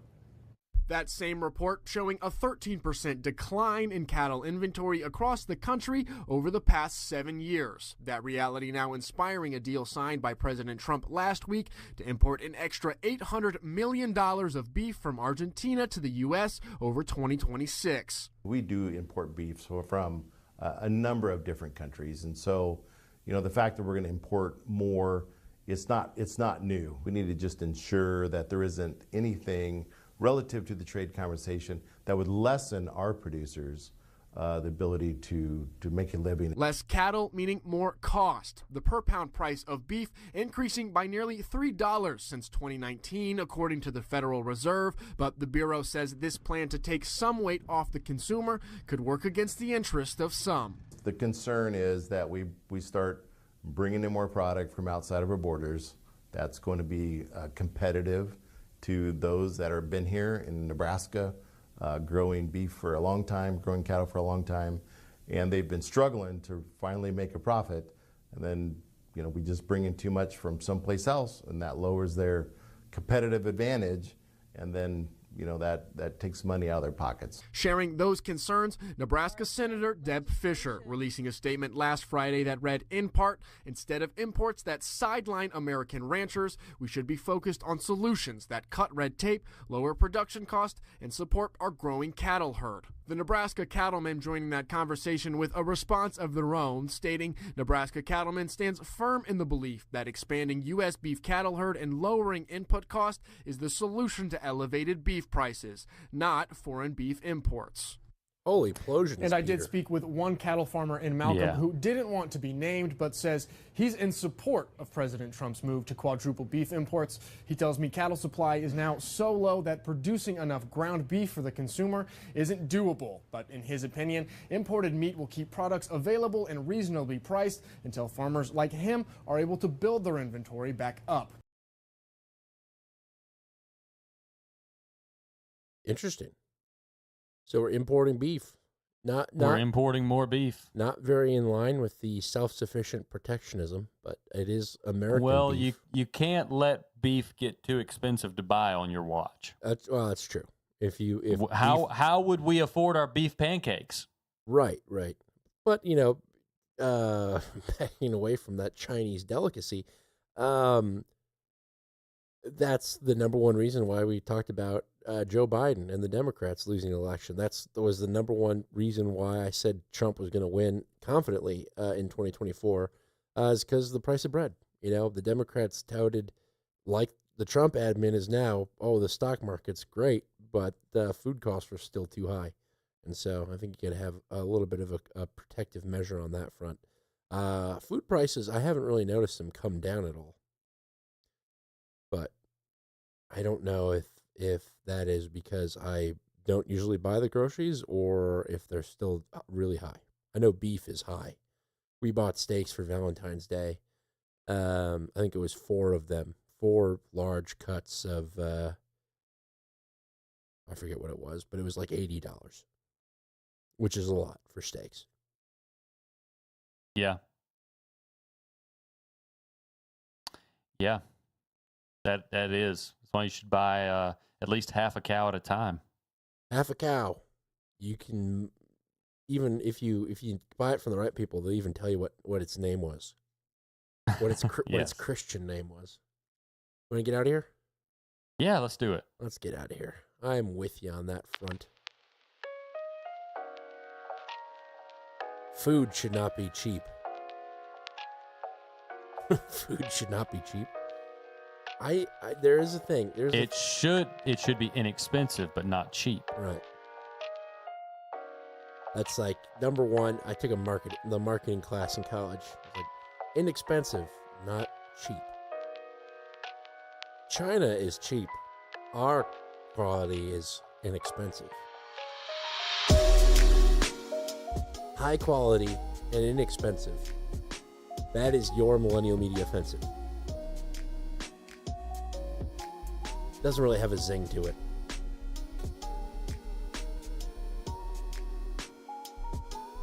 Yeah, not really. Your bargain media deconstruction podcast. Oh boy. The most affordable podcast in the universe. Inexpensive and offensive. I like that. There you go, Eric PP. Putting up some dubs. It was a good one. Lots happening. Lots of small yet connected stories to a larger theme that we've noticed this week. And it's one of those things where if you haven't been on the offensive, you probably would say nothing really happened this week. I know about 5 people in my life that care about the Munich Security Conference, and 2 of them host this podcast. Yeah.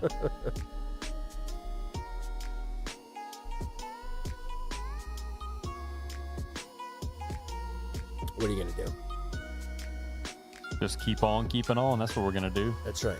Tell them the good news about geopolitics, maps, and Jesus Christ. Email us. Join our group that we're workshopping. Help us become a founding member of whatever this group is going to be.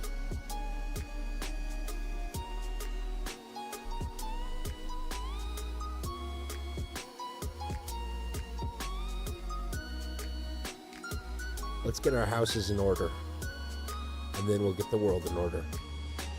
But from St. Louis, Missouri, I've been Dan Gehring. And from America's South Coast, I've been John G. Dew. And we will see you next Tuesday, of course, and God willing, we'll be here. If we're not, though, the Swoletariat's got us. And everything is wrong. Self-destruct codes will go live. Good luck to everyone. MMO out. Oh, we didn't mention Robert Duvall. No, we didn't. He was so impactful to my millennial life.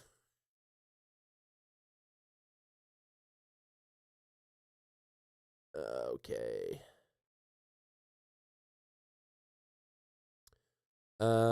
So Clip Custodian sent us a bunch of art and then dropped a bunch of art in the chat as well.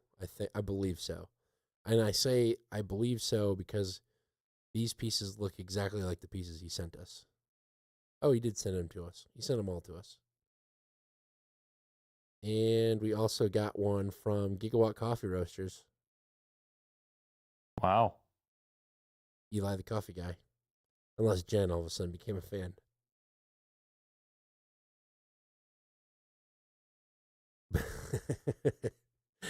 You can see extra attention was paid to spelling this week too. Contains 5% beef, 95% fire horse. Wow, that's good.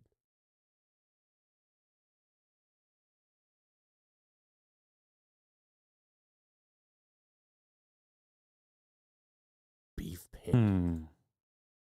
Are you looking at your emails? I had to sign back in. These are all I'm working on it.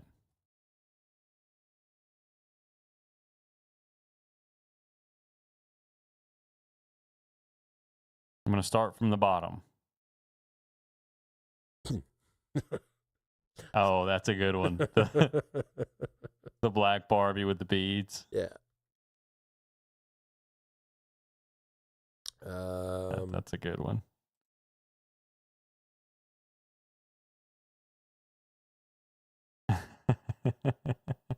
The smiling statue is also really good. Getting torn down. What do you call it? Clip Custodian, he's got funny ideas and he makes them work. Yeah. Oh, the dart frog is also with the vodka. There's too many good ones.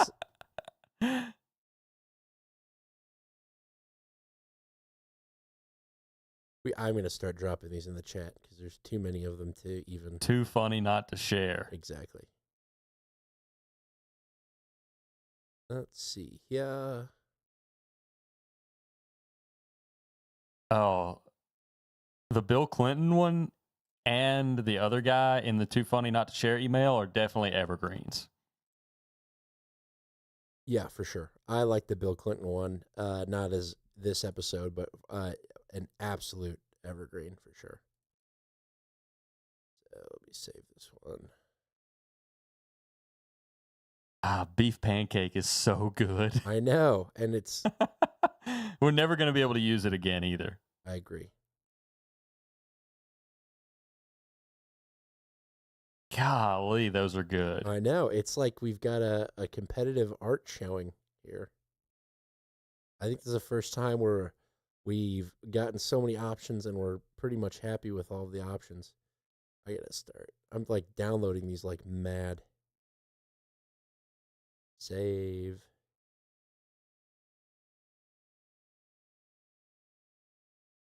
I even like with the map one, I love the font on that one too. The one with Bill Clinton. It's like the same font on the Dart Frog and the other guy too. Yeah. Very similar. One's like patriotic themed. These are too good, man. But the beef pancakes one I think is hilarious. And don't worry, guys, I'm gonna drop them in there. Okay. No. I've never had the choice of 7 art pieces. I feel like, you know what? I'm going to take that trip to Israel after all. Where's that wall at?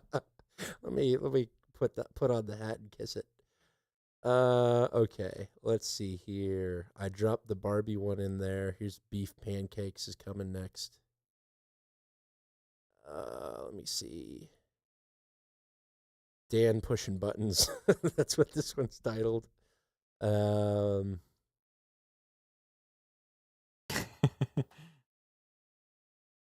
Where's the frog? Here's the frog. I think we should go with beef pancakes, but the dart frog and the beef pancakes are good. Then here's Bill Clinton. Dan pushing buttons. Fake. I love that there's a fake news button that you can just mash on that board. Yeah. Breaking news. That's kind of how I feel back here a little bit sometimes. Bill Clinton, and let me ask you to look again at a map. That's too good. So I wish I wish Dirty Jersey Horror was in the chat, because I wanted to share with him the emergency backup piece that I had. So I liked it. You liked it? I didn't know if you would like it or hate it. I actually spent, I don't know if you can see the grok conversations that I have.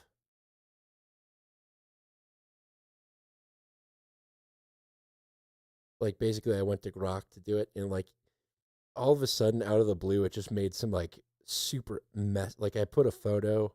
I wanted to include my friend Jimbo in the background of the art.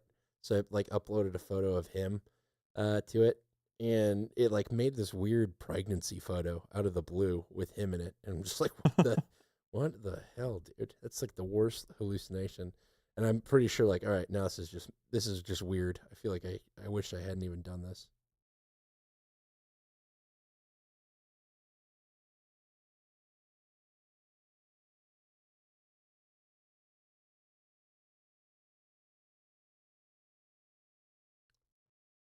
So it's in the same vein of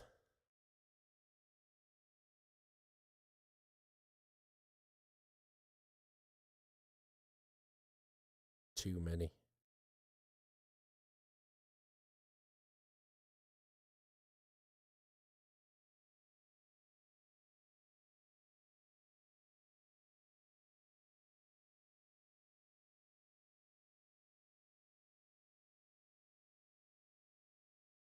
Yeah, I think we should do the beef pancakes.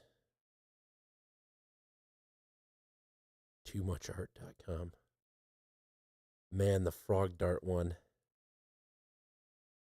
The frog dart, here's the thing, the frog dart and the Barbie are funny, but also invite accusations. Exactly. The beef pancake mix is topical and fun. And I love that it contains 5% beef and 95% Firehorse. Premium media formula.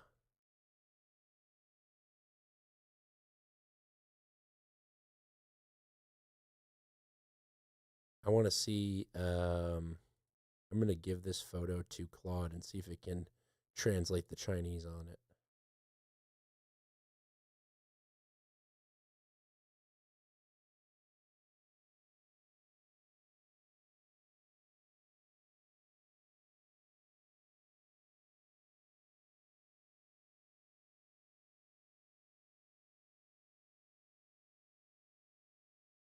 Wow. Oh, wow. Sorry, I couldn't mute fast enough. You're good. So I gave it to Claude, and it pulls out the Chinese characters on it, and it says the Chinese on the left side translates to beef pancakes premix mix, which is just the Chinese translation of beef pancakes mix. Pretty much straightforward localization of the product name. The text in the small red box on the right is essentially nonsense gibberish. It doesn't form meaningful Chinese words. It's likely just placeholder or decorative Chinese characters to give the design an Asian product aesthetic. Well, at least he's 1 for 2. Yeah. So Yeah, those are like Korean characters almost, but that is funny.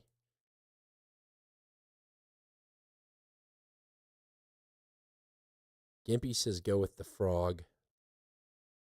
Who says go with the frog? Gimpy. I disagree. I think the pancake mix is the pancake mix is it too. That's the happy statue getting pulled over. It's so funny. The more you look at it, the funnier it gets. He's like, the joke's on you. This is exactly what I wanted. Damn, but yeah, those are evergreens for sure. Okay, copy. But you know what we should do before we definitely choose an art piece is choose the title and the intro. All right. So the title list is Swolitariat with an I, which would be funny. Nope. This is America! Exclamation point. Stockholm Syndrome with a dash between stock and home. Scissor Action. Informational Illness. Millennial Media Commission on General Improvements. Pragmatic Federalism and Reset Economy button. That's it. Ugh. Do you want me to make some up? What do you mean? Spaghetti Tits is the title.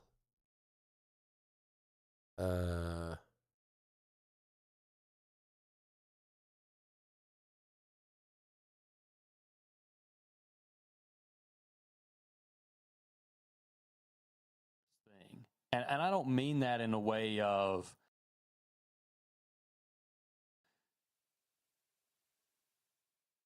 I don't mean that in the way of, you know, pedophiles are people too.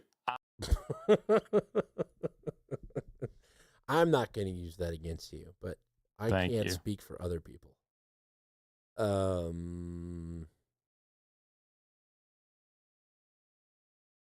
We don't have a lot of... I put down a marker somewhere in here. Probably where I got crispy. I put down the crispy marker, yes.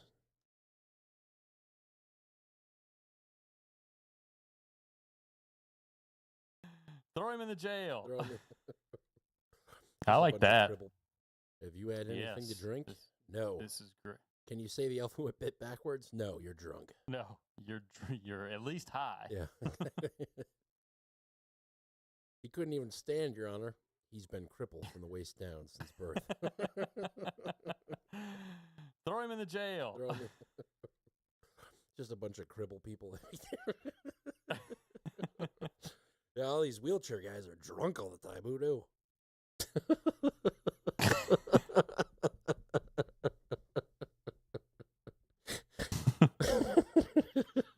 I think that's what I iced it for, but I like throw him in the jail. His birth. Throw him in the jail. Throw him in the jail. Throw him in the jail.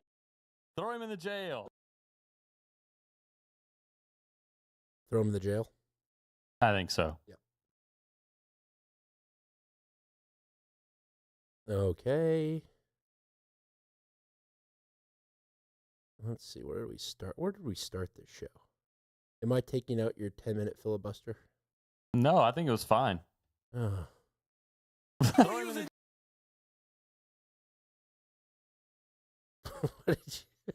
Are you laughing at my huh?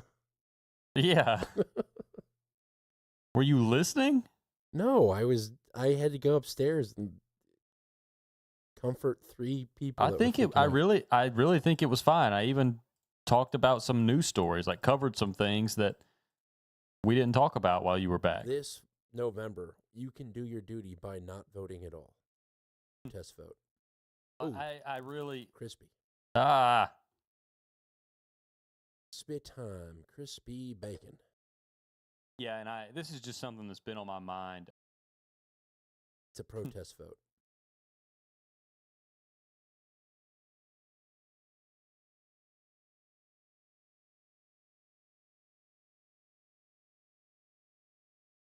This is just something that's been on my mind. I sort of support of all of you fine people. Even though he blew 0 on a breath. Yeah, all these wheelchair guys are drunk all the time. Who knew?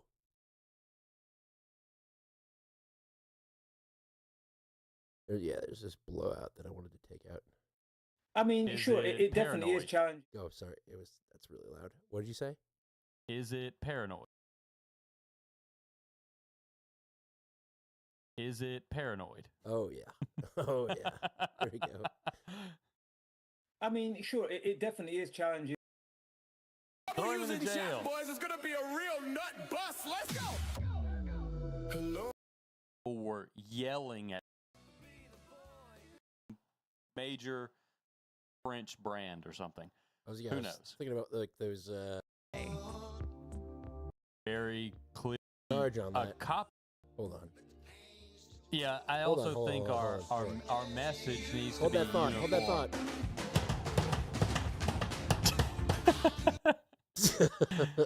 What about Barbie Trouble for a title? Now, what is this? Barbie Trouble.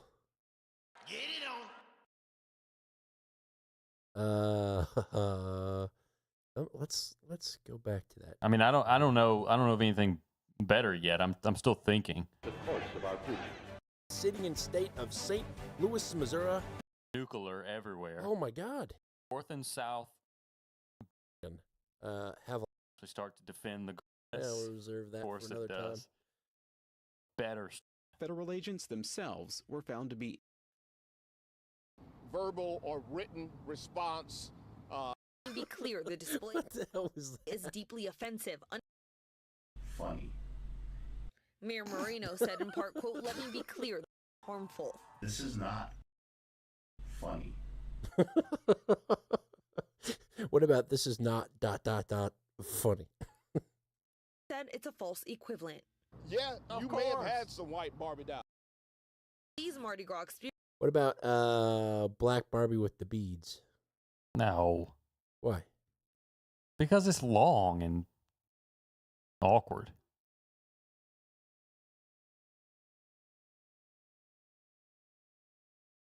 I've been told I'm one of those things.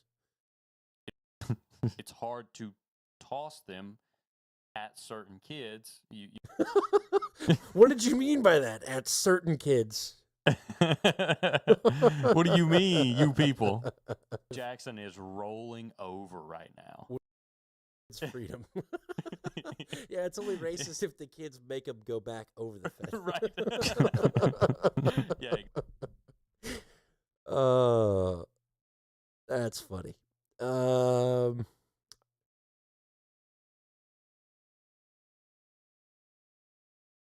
What about Barbie Gras? We didn't say Barbie Gras. We should have said Barbie Gras. We should have said Barbie Gras. Oh, man.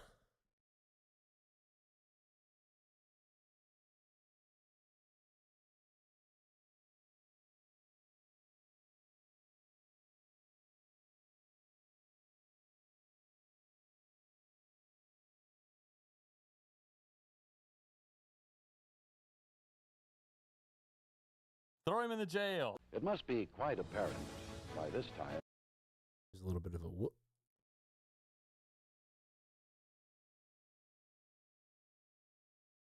Throw him in the jail. It must be quite. Throw him in the jail. It must be quite apparent by this time to any thinking individual. Okay. What about nuclear? How are we saying that? I heard it a second ago. Nuclear. Nuclear. NUCL. I think NEWCLUR.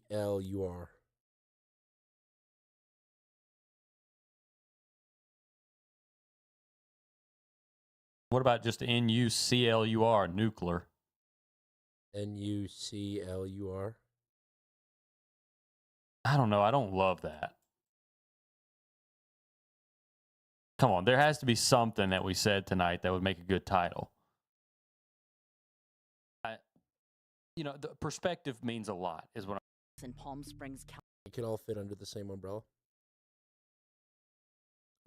and they decide for this to be a study for the.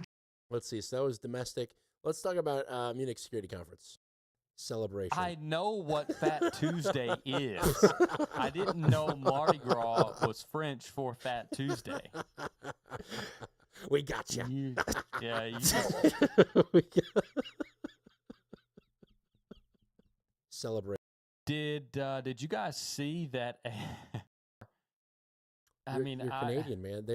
I think he's upset just because can't help themselves in death. Yes, I think these rumors, and I know such incidents, including CBC, which did not, in fact, release the video that we just looked at. Yeah, I did think it was funny that during the luge events they were chasing the Ukrainian athletes with drones. I thought that was a little tone deaf. Just a little tone deaf. Yes, will be our guiding principle. Is sure. The Arab Emirates. Reuters also reports satellite images. What's happening in Ethiopia? Despite ISIS taking responsibility, however, there is an element. We are not naive. We know the hostile forces face. Myself. You will think be getting horse pancakes. What do you think are gonna die? An information operation has over people who would be listening to a product like this is that people don't know what's happening. They're just being told what's happening. Yeah, the military used 5 Navy ships, 10 aircraft, and an air. Be beautiful. Perfect. First on the list of our Bitcoin donator. What about that word that means the nesting dolls? I'd have to look and see what that was. I had one just then and I lost it.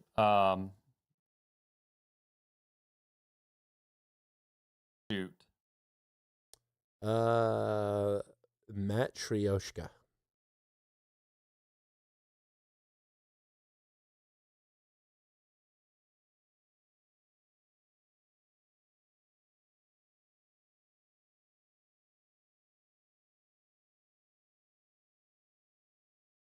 Setting. Like a pretty serious. I can listen to it. Nostragang. I mean, we could name it Matryoshka. It might get some people's attention. Matryoshka. This podcast is Russian.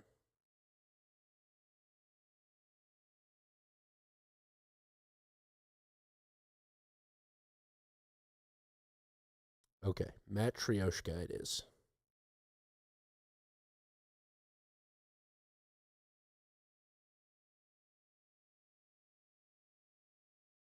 You look up how to spell it? That's a good idea. I was going to go off of how you spelt your clip, but... Yeah, don't do that.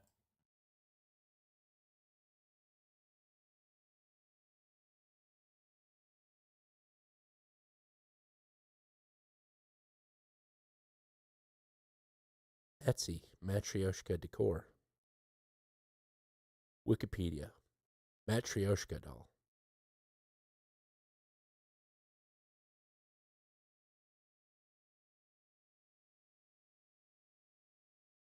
What if we called it, what if we found the word for... What if we called it Satisfactory African Package? That is one idea. But what if we found the... Hold on.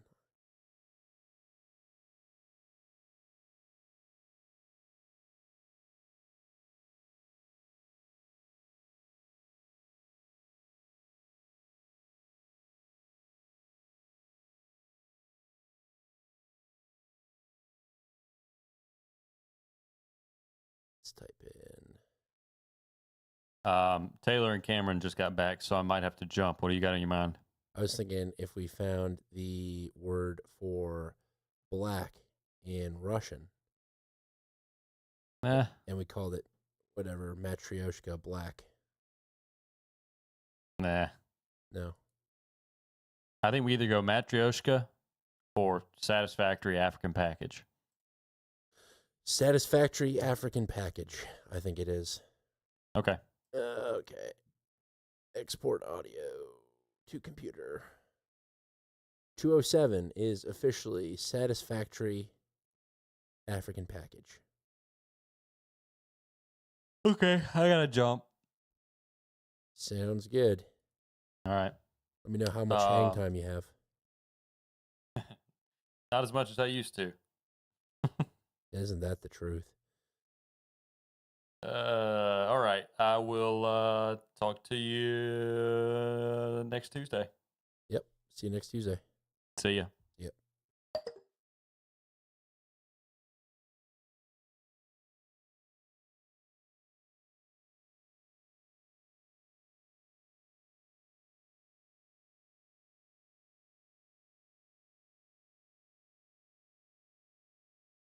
Let's see what the bull after bull guys are doing. The bull after bull guy?